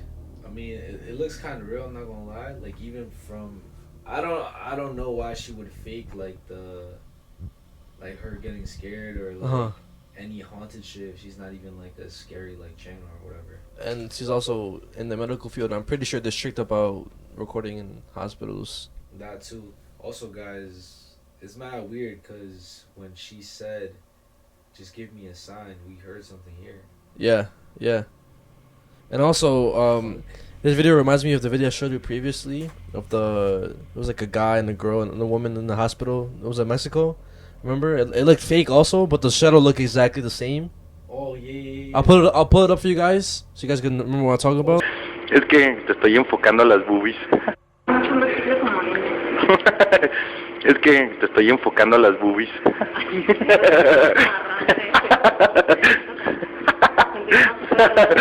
Ah, no mames. ¿Qué? Pasó algo.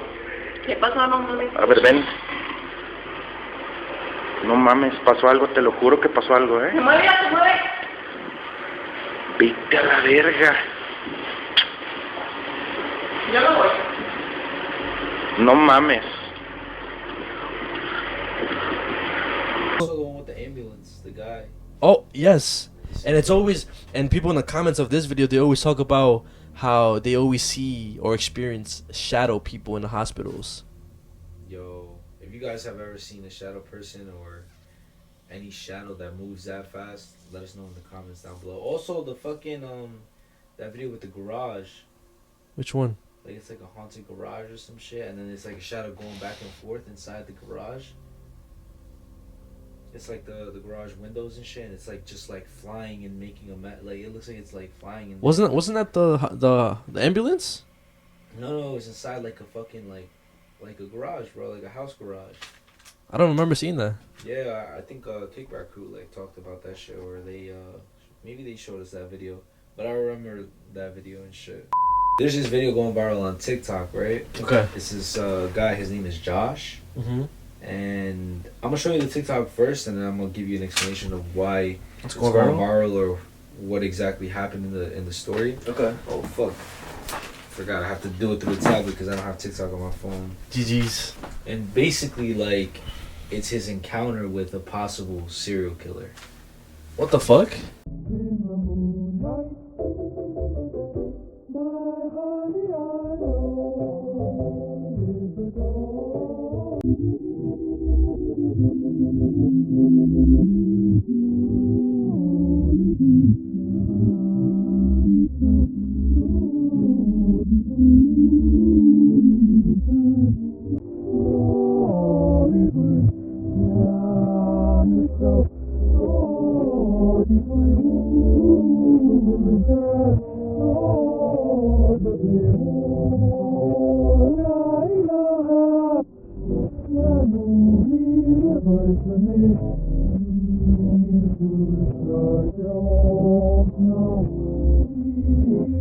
What the fuck?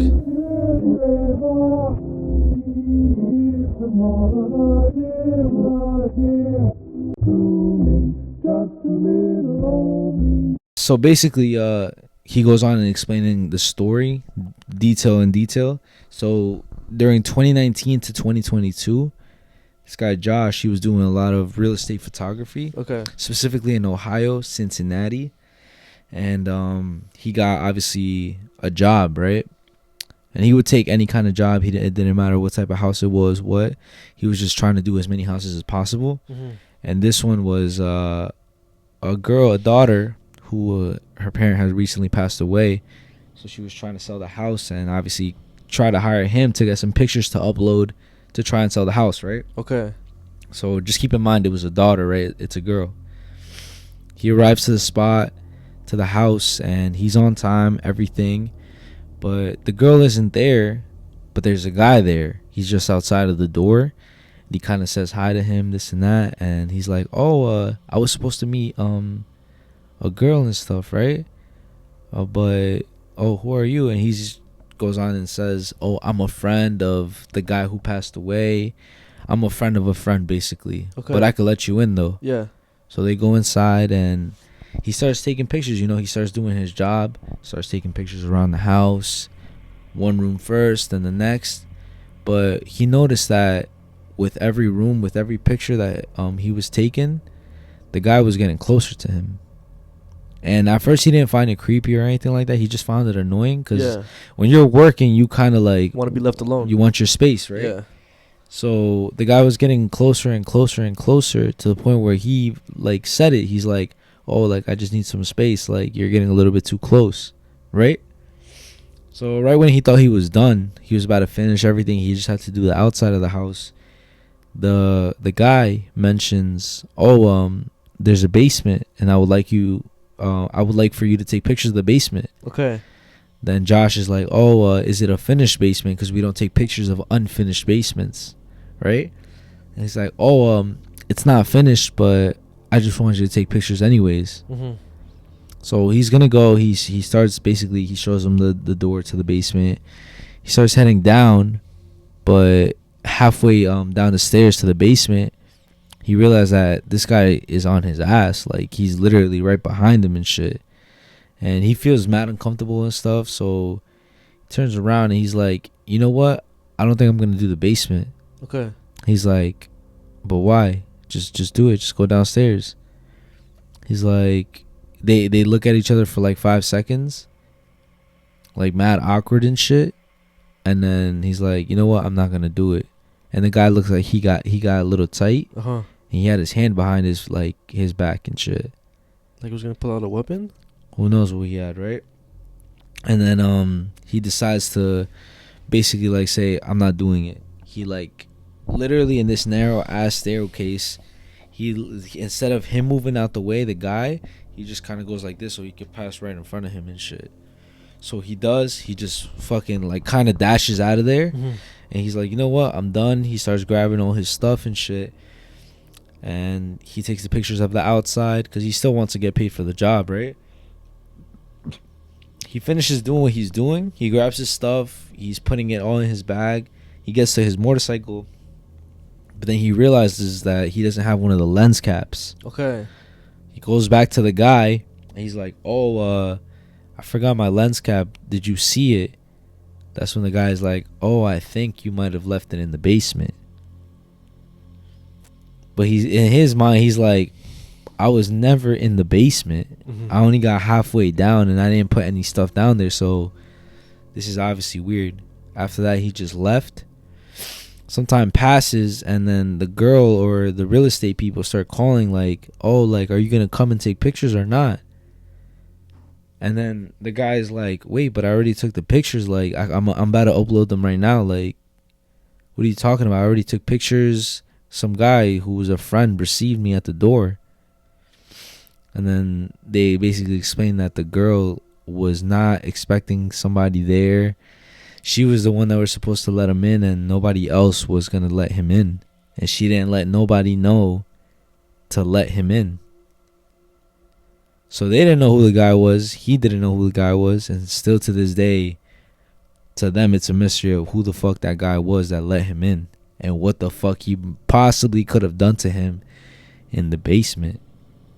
Wait, so this guy was just some random guy that... I'm guessing that house wasn't... Like, there was no furniture or anything in the house? Probably not, no. So how do... Whoa, what the fuck? Yeah, I mean, maybe somebody left it open, And he just decided to go and just wait until somebody got there. maybe, yeah. Maybe he was stalking the daughter or some shit. He was trying to kill her I'm or not gonna something. lie, that's fucking weird. That's mad fucking weird. And some people were saying that it's a Reddit story from somebody else, but nah, it's his story and shit. Okay. But this ties into something that happened, like actually, like, turned out a lot worse than this situation. This situation, it was kind of more like he got out of it like safe, you know? Yeah. But what I'm about to talk about right now is the experience of Rhonda. She was a 21-year-old pharmacy student of the University of Utah, and in October 1974, she had a first-hand experience with Ted Bundy. So she's a Ted Bundy survivor, basically, right? So what happened is that she was on her way to the university. Okay. She was waiting for the bus. She was at the bus stop, but the bus wasn't there. I guess it was late or it was delayed. So she was waiting at the bus stop, and then, you know, the infamous the tan, like, Volkswagen bug looking car pulls up, and then like how she said it, I'm quoting her, a handsome driver pulled up. Okay. And was like, "Oh, where are you headed?" Right? So she goes, like, innocently and stuff, like, "Oh, I'm going to the university." And he answers back, "I'm going to the university too, hop in." So without really thinking about it too much, she decides, "Oh, I'm going to hop in the car." You know, like, the bus is already late, and, you know, might as well just take it. You know, he looks like a trustworthy person. He looks like he's a college student. So whatever, let's just get in the car. She decides to get in the car. First red flag that she notices, but doesn't really think too much of it, the passenger door didn't have a handle on it. So that didn't have a handle on it. So she's like, what the fuck? Like, maybe he's just a college student, so it's a broken car. Like, he doesn't really, like, it, like, there's no point, you know? Like, he doesn't, you know, she's not really thinking of, like, some, like, malicious intent, you know, behind that, right? Yeah.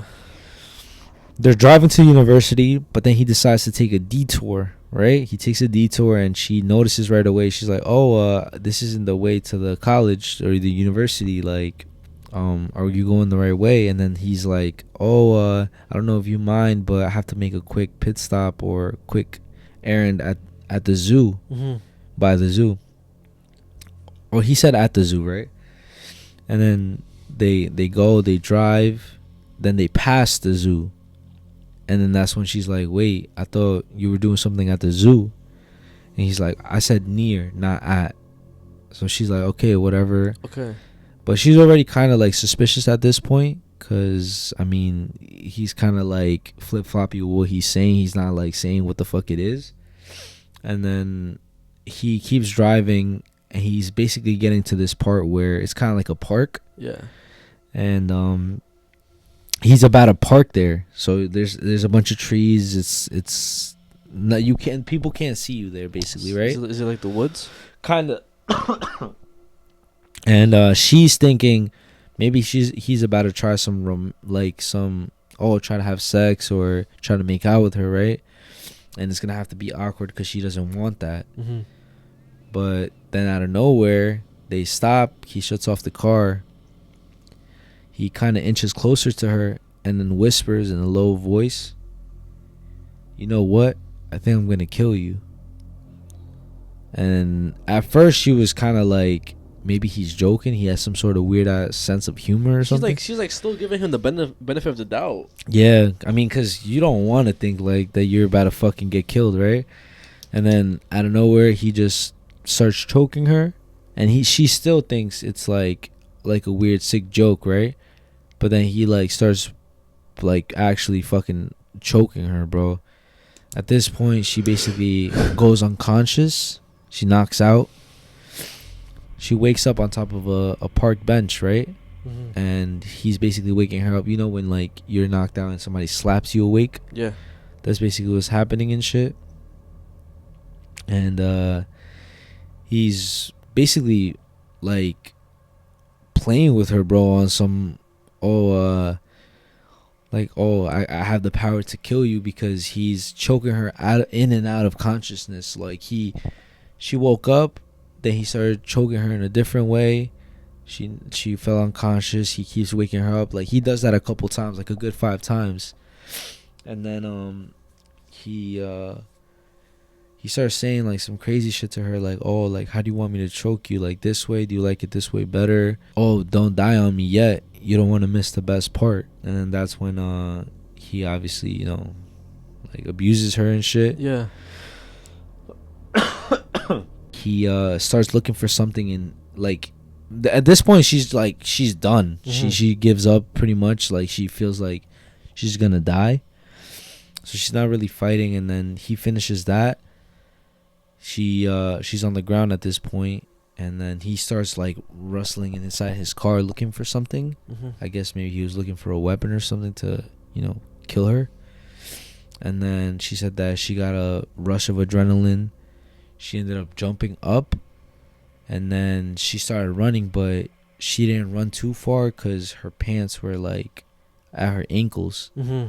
So it was kind of hurt, you know. She was like kind of like a penguin, like going like this. And then she ends up like falling forward, but she falls down like a little hill? a little hill, and she falls into a river. And the river's like dragging her down and shit. She's hitting like a bunch of fucking rocks and stuff. But she basically, that river is the reason why she made it out alive. Whoa, what the fuck? Yeah. And then after she said that, she went home, she showered, like, she obviously couldn't stop thinking about it, but she decided not to say anything, only because she didn't want to be known as the girl who was raped or anything like that. Like, she felt like ashamed that she went through that shit. That's fucked. Yeah, bro. But and I think from that, when I remember, hold on, let me just fact check this, because I'm pretty sure I heard another story of like somebody who also came in contact with Ted Bundy and stuff as well. Bro. I'm hoping that it was Ted Bundy that these people came across. Okay, so yeah, there's a story of this young couple who I think 1970, when obviously Ted Bundy was still actively killing women. Yeah. They went on a date. They went on 2 dates. The first day, they just went on a regular day, went normal. They messed together. It wasn't awkward, which ended up making them go on a second date. And on the second day, the guy, he had an idea to go up to a hiking trail, which it was a trail that he was very, very familiar with, and he would always go hiking as well. And there was a point where the guy says that he felt some type of sense of dread. He doesn't know why, but he just felt like something bad was gonna happen. But he didn't want to scare the girl, so he just kept it to himself. But in the back of his mind, he was thinking like, yo, I gotta stay 10 toes.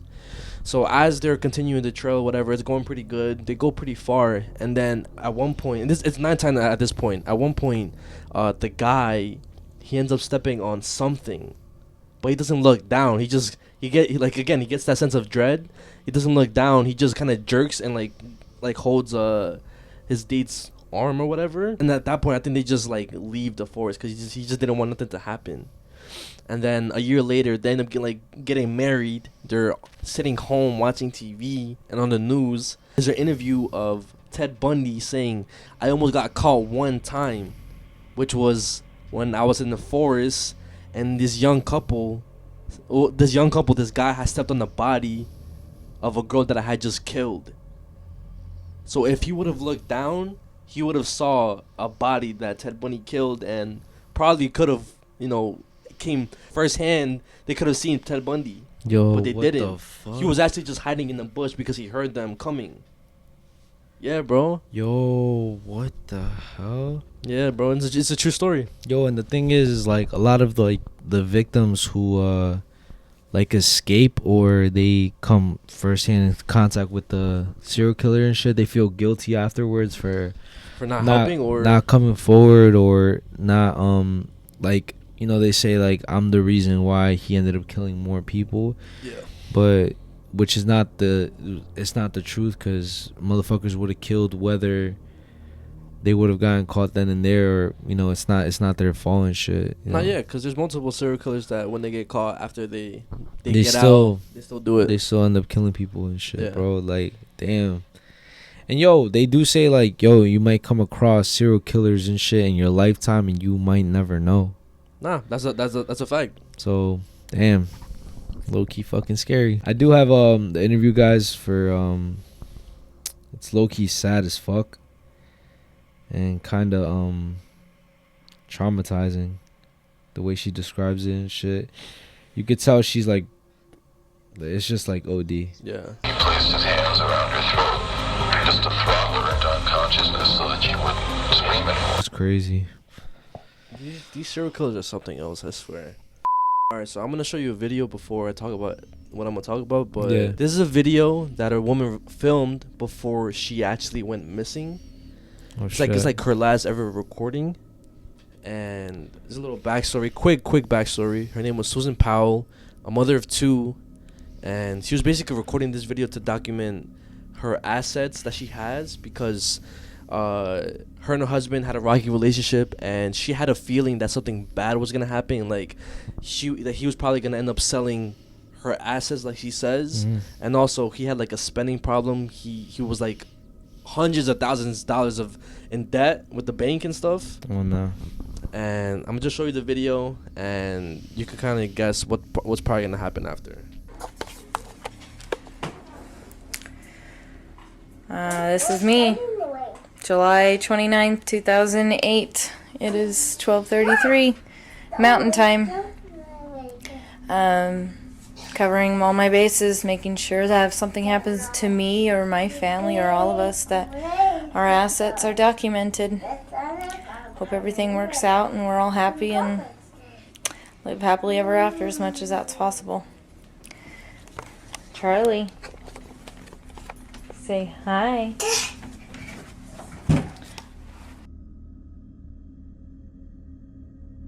Today is Tuesday, July 29th, 2008, and we are in the 6254 West Surrey Circle house. This is me. Hi. Sorry. And it is, can you see that? 11:44 a.m. And I am documenting all our assets just in case of any emergencies, fire, flood, damage, disputes. And we have 2 Samsung monitors. So yeah, the rest of the video is basically her just showing everything that she has in her house, all the expensive stuff. Yeah. And okay, so after the video was recorded, nothing really happened. They were still living with each other, and she was still looking to leave him as she wanted to file for divorce. But a year and a half later is when she went missing. And the morning of December 6th, Susan, she takes the boys to church. And later that evening, she ends up getting a visit from her neighbor, which is around like 5 o'clock. And that's the last person who saw her actually alive. The next day she was reported missing because she didn't show up for work, and the kids, the 2 boys, they didn't show up to daycare, and including the father didn't show up to work either. So everybody was reported missing. Yeah. And the police show up to the house, they barge in, and once they go inside, the only thing that they see is 2 fans that are basically airing out some wet spot that's on the carpet. But everything else is intact. Everybody's belongings still there. Their wallets, their purses, everything's still there. And a couple hours later, the dad and the 2 boys arrive back to the house. And this is when it kind of gets sus on the dad or the husband. So when he returned with the boys, he claimed that the night before, Josh, that's the name of the husband, he had taken the boys Charles, who was 4, and Braden, who was 2, on a camping trip in the middle of the night, and claims that when he left, Susan was sleeping. But his stories didn't add up because that night there were blizzard conditions. So why would you bring 2 young boys, your 2 young sons, in those conditions? And when the police went to the spot that he claimed that he went, there were no signs that anybody was there. He'd also say that he thought he didn't work the next day. He thought it was Sunday, but it was actually Monday. And basically all of his stories didn't add up. They ended up questioning him, and in the interviews he wasn't like budging. He was just saying like, nah, I don't know where she went. I just spoke with some of our other detectives. And you're going to have to wait here with us. You're not going to go anywhere. One of our detectives just interviewed your children. And your children are telling our detectives that Mom went with you guys last night. And that she didn't come back. She did not go with us. Okay. Well, with that, just getting that information, you're not going to go anywhere. I'm not going to let you leave.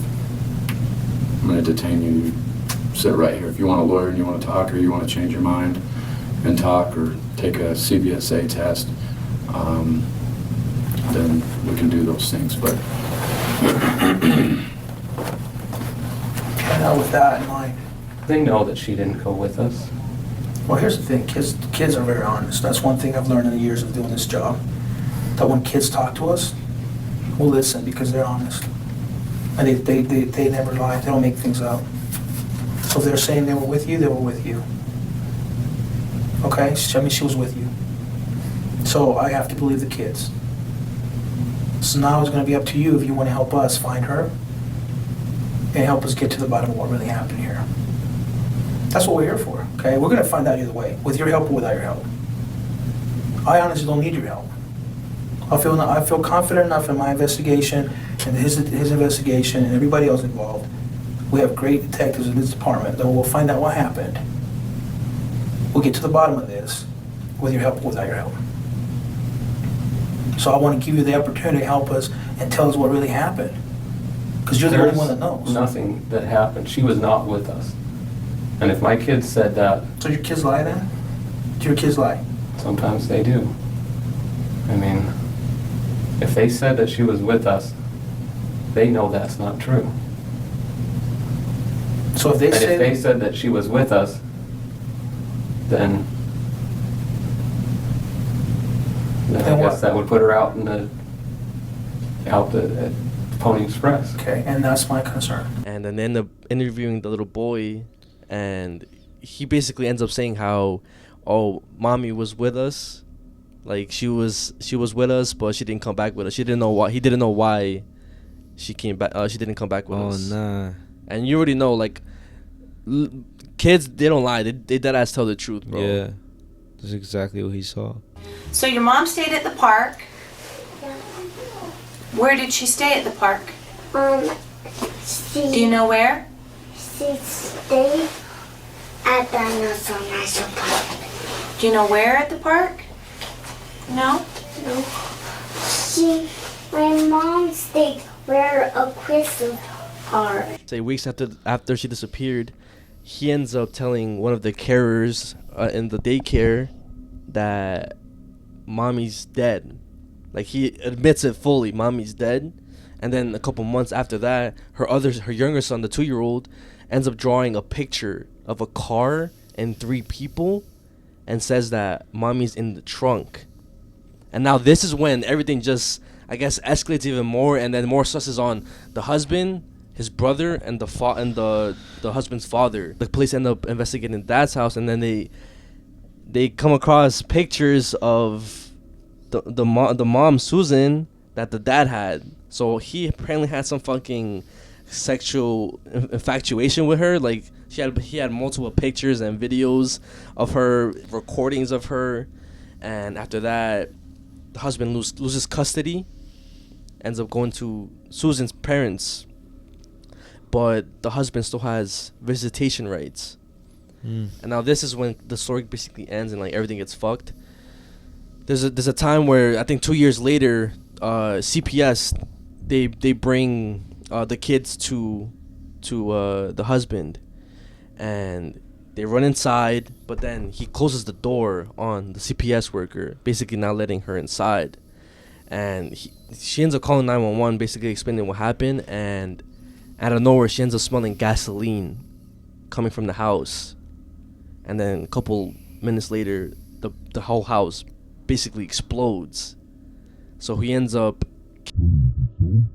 he kills both the kids and blows the house up. When the firefighters obviously take out the fire, they discovered the boys' bodies, and they discovered that the boys died by basically getting axed to death before the house exploded. And I'm gonna show you the 911 call as well. Yo, what the hell? This is basically like a fucking story of when like the fucking system fails the kids because the husband had so much like red flags pointing towards him, but he still was able to see the kids.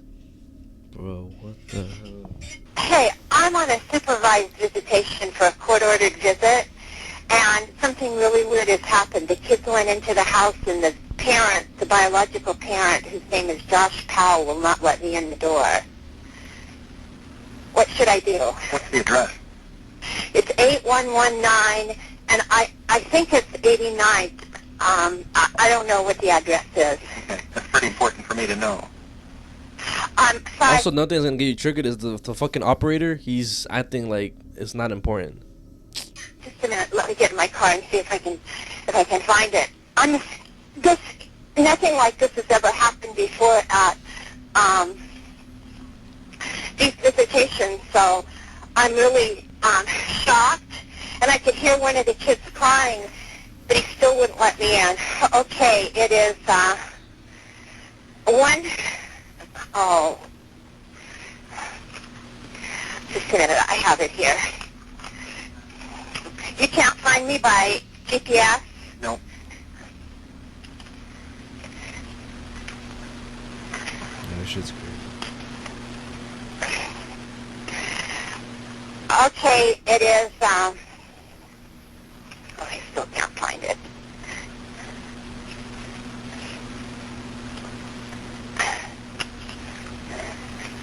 But I think I need help right away. He's on a very short lease with CSHS, and CPS has been involved. And this is the craziest thing. He looked right at me and closed the door. Are you there? Yes, ma'am. I'm just waiting to know where you are. Okay. It's 8119 189th Street, Court East, giving her 2 an Alice, attitude. 98375. And I'd like to pull out of the driveway because I smell gasoline and he won't let me in. You want to pull out of the driveway because you smell gasoline, but he won't let you... He won't let me in. He won't let you out of the driveway? He won't let me in the house. Whose house Got is the it? kids in the house and he won't let me in. It's a supervised visit. Well, he explained it already. Whose house is it? Josh Powell. Okay, so you don't live there, right? No, I don't. No, I'm contracted to the state to provide supervised visitation. I see. Okay. And who is there to exercise their visitation? I am.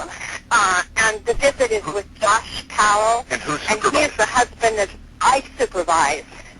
So you supervise and you're doing the visit? Yeah, You're I supervising yourself? I supervise myself. I'm the supervisor here. Wait a minute. If it's a supervised visit, you can't supervise yourself. If you're the I visitor... do supervise myself. I'm the supervisor for the supervised visit.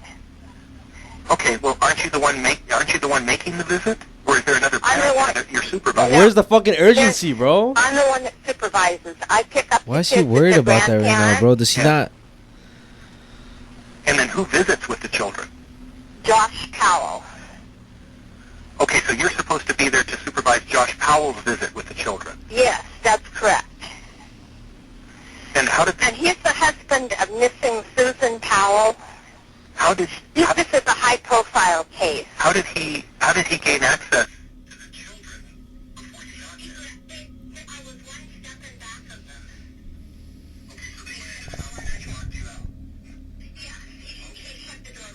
Bro, he's just...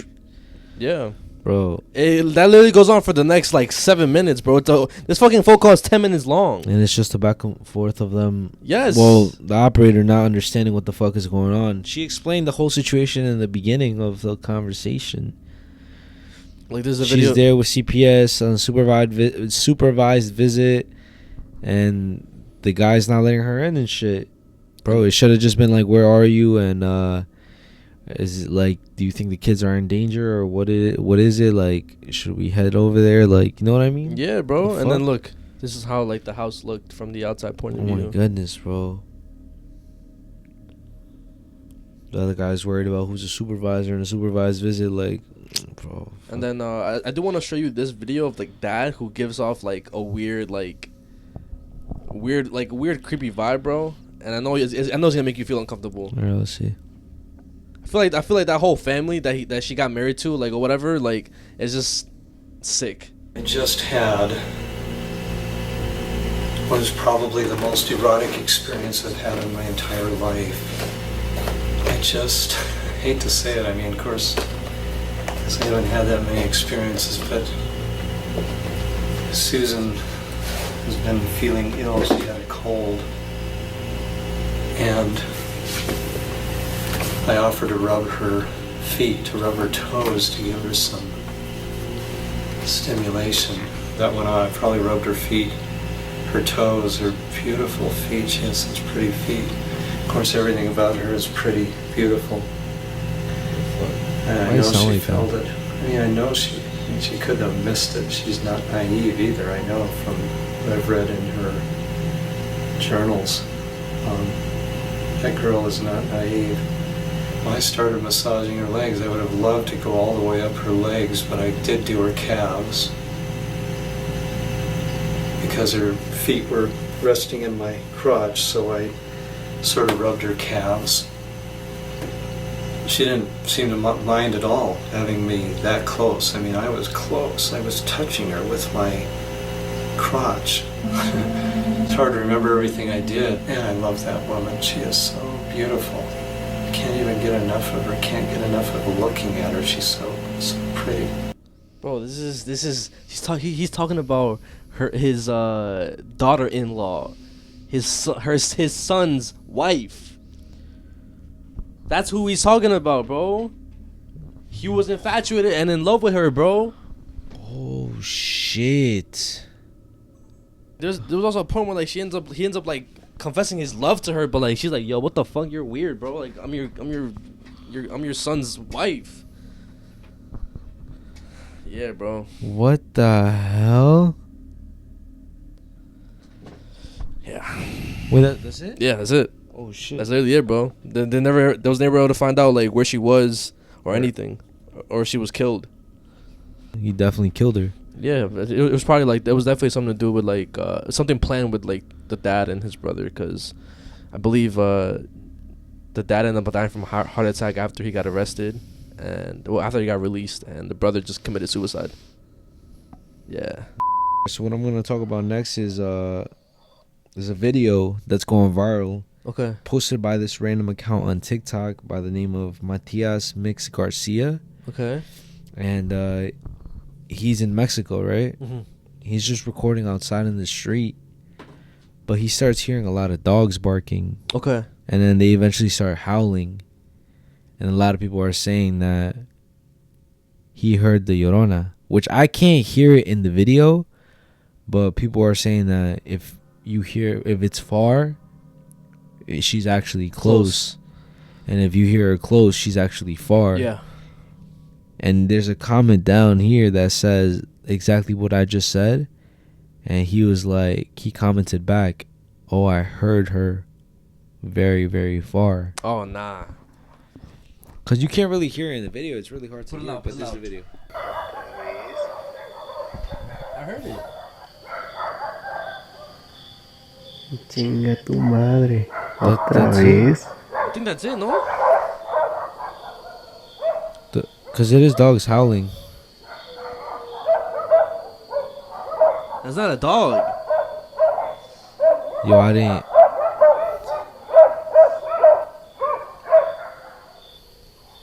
Nah, you hear it like bro. faintly. Nah, this shit is crazy, bro. I'm not gonna lie. At first, I thought it was the dog's house. That's not a dog, bro.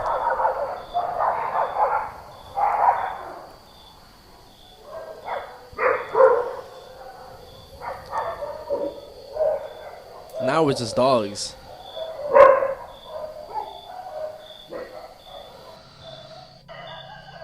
Those other ones were not howls, bro. They sounded like a woman like crying. Let me know what you guys think. If you guys think the video is fake, if you guys believe in La Llorona.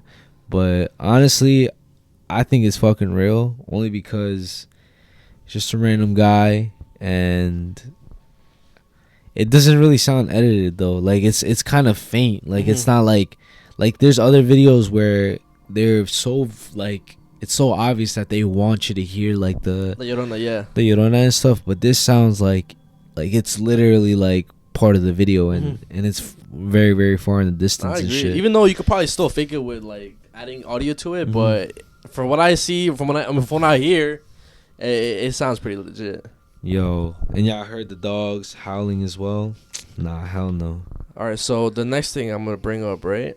Okay, this is more kind of.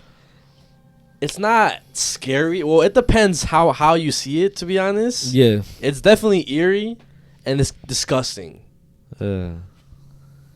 So back in 1999, there was this supermarket in Texas, Fort Worth, Texas, to be exact, and it was called the Mexia supermarket.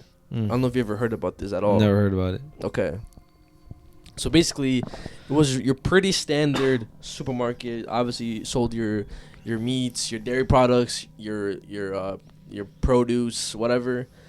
And for a while, it was open until the summer of that year. The owners decided to close it down because they filed for bankruptcy.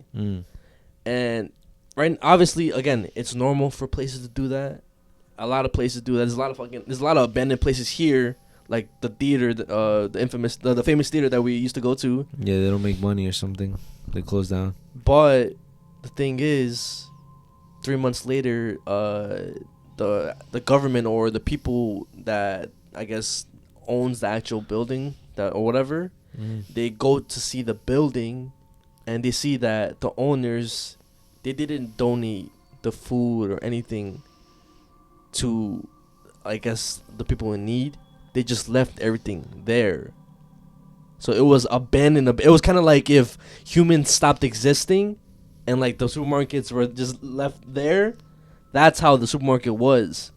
So imagine that 3 months later, the food, obviously, the fruit and vegetables rot. The chicken, the meats, the seafood all went bad, and then obviously the dairy products they went sour. They spoiled. Yeah. They spoiled, and because how rotten it was, the packages exploded, and basically that whole entire thing became like a biohazardous place to go to. Obviously, a lot of mice, rats, cockroaches, flies infested that whole place, and it was left there again 3 months, and then it wasn't until people started complaining about how bad it smelled. So the health department declared it a biohazard place to go to. And another thing, the oxygen levels in that place also dropped. So when people went inside to go look in the building, the people who actually, I guess, went to clean everything, they explained how there was so much flies that they couldn't even see their hands, bro. And it smelled so bad in there, they had to go in with hazmat suits, masks, and oxygen tanks. What the fuck? And every time they got out, they would have to be what's that shit? Decontaminated. And I'm gonna show you videos, because they did record, but there's not a lot of videos out there. It's considered lost media in a way. But I'm gonna show you videos of how it could have looked, and some videos that are actually from that supermarket. What the fuck? And again, it's nothing that scary, but it's definitely like, yo, what the fuck? This is like. Nah, yeah, sounds crazy. Again, if you guys have a soft stomach, bro, I recommend to like look away or skip this, bro. In 1999, in Fort Worth, Texas, a grocery shop went bankrupt. Neighbors began to notice a horrible stench. What the fuck? So, again, you would probably think like, well, why don't you just like burn down the building or like, actually tear it down? But they couldn't do that because if they decide to burn down the building, all the rats and mice would just flee and go to like other restaurants nearby, other places nearby. Yeah. So that's kind of the reason why a special team had to go inside and physically like just clear everything out. Yo, that's bruh.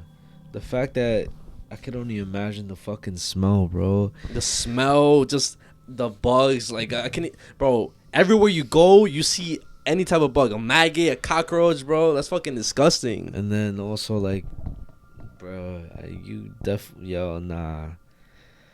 Bro, imagine like the fucking, because chicken has salmonella and stuff, and then all the other meats sometimes have parasites too. And bro, there's probably so much shit in that fucking air, bro. They had no choice but to wear the fucking hazmat suits and the fucking masks and shit. I'm pretty like that. sure if a normal person just went inside like Yeah, without anything, you maybe get something and then You'll die die, if you don't fucking get fucking help or some shit. But that is low key like scary to think about. Like, what if fucking out of nowhere something happens and there's like, or let's say like again on some I Am Legend type shit. You're the only person here, and then there's no movement outside. You go to the markets, you go to the delis, and everything's just abandoned. Like everything's just like rotting away. Yeah, that'd be fucking. I think I seen a video of like what would happen to the earth if humans disappeared for like a couple hours or some shit. And I think shit would start going bad, cause like really bad, cause I'm pretty sure like there's certain factories, and also I think there's nuclear reactors. Or if I'm not wrong and shit.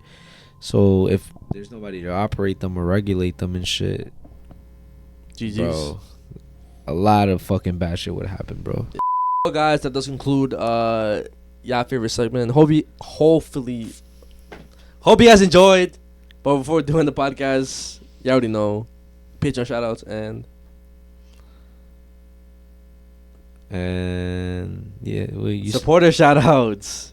No, what the fuck? I say supporter shoutouts? I thought you said no, bro. I'm just saying how I always say it. Oh, I thought you knew. Guys, I'm just letting you guys know now. Next episode, I'm gonna have different and better topics than I did this episode. Trust me, guys. And then I'm gonna give you guys hints after I do the Patreon shoutouts, just so y'all know. All right, shout out all the Patreon. Shout out Cesar Saavedra, Grace Perez, Brian Barrios, Alex, Diego Aguilar, Zinvix, Anthony Gomez, De La Chupo, Juliet, Mike Oxlong, Misery.Daddy, Yair Torres, Anita Dick and Me, Sweaty Butts, Yovi Santiago, Lobo 33, Tupapi El Comal, Juanita Lascano, Tiana Martinez, 88 Falling, Arnulfo Mendez, Brian Esquivel, Gustavo, Anita, Tita, Brianna and Marcos, Nadia Alston, Analisa Melculo, Leslie with the pink hair, Chiquilina Lopez, Stephanie Perez, Tela Comes Toda, Anaí, Alvaro Morales aka Ceviche, The Throat Goat, Pat Mayas, Yola Prieto, Juan Medina, Jesus Chavez, Pascual Zuniga, Dixon Mayas, Jose Aguilera, Jaime Ariel Bavera, Abel Mendoza, Miguelito, Jennifer Montelongo, and that Space Guy. We fucking love you guys. Shout out to the YouTube supporters. Yeah. Shout out to what? I was gonna say here. Go to GarageBand. Shout. Just hold it. Oh, I bet. Shout out to G Flores 155 on YouTube. Hispanic influencers don't support us because they're scared to lose followers. Y'all are real for speaking up and saying your opinions. Yes, sir. And shout out to everybody who showed love in the previous episode, and fuck with the fact that we spoke up about what's been going on recently. It's been getting fucking hectic, bro. Shout out to Alex from The Gutters. My 20th birthday on the 13th. This is one of the best episodes I know. I always say that, but even before the scary part, I feel like we think the same. It's the United States, but we aren't all united. Fuck racism. Facts. XOXO.Nanny. It was an L Saturday until who posted? Clown Boys. Shout out to Jessica Juarez, 3318. Yes, new podcast, and congrats on 90K. Y'all truly deserve it, and keep up the amazing content. That's crazy, guys. We finally hit 90K on YouTube. We didn't even talk about it. We didn't talk about it, but it's because it's not 100K. Facts. But I feel like by the time this episode drops, or a little bit after this episode drops, we will be hitting 1 million on TikTok, which is insane because we were just talking about it like a couple weeks ago how we haven't hit it yet, and now we're just about 1,000 away, which is crazy. So that is fucking crazy. Thank you guys for fucking showing support. And then the last one, shout out to Maleche Gonzalez 4366. The boys never let down, always dropping straight heat. Hey. Well, thank you guys for enjoying this episode. I know it was a little. Well, I know your favorite segment was a little shorter than usual, but next episode we'll make sure to bring longer topics for you guys. It'll be longer than the regular segment, of course. And yeah, I'm just glad to be back from that little hiatus that we had. But you say you have your hints? I have a couple hints. I have time travel, Trevor Moore, and also a scary video about a Ouija board. That's what I'm gonna talk about next episode and shit. And maybe a couple more, but I'm gonna see. Well, guys, see you guys next episode. It's been your host, Mezziah, aka it's been your host George, aka Mezziah. It's been your host Ricardo, aka the Ricardo. And do not let the podcast go unnoticed.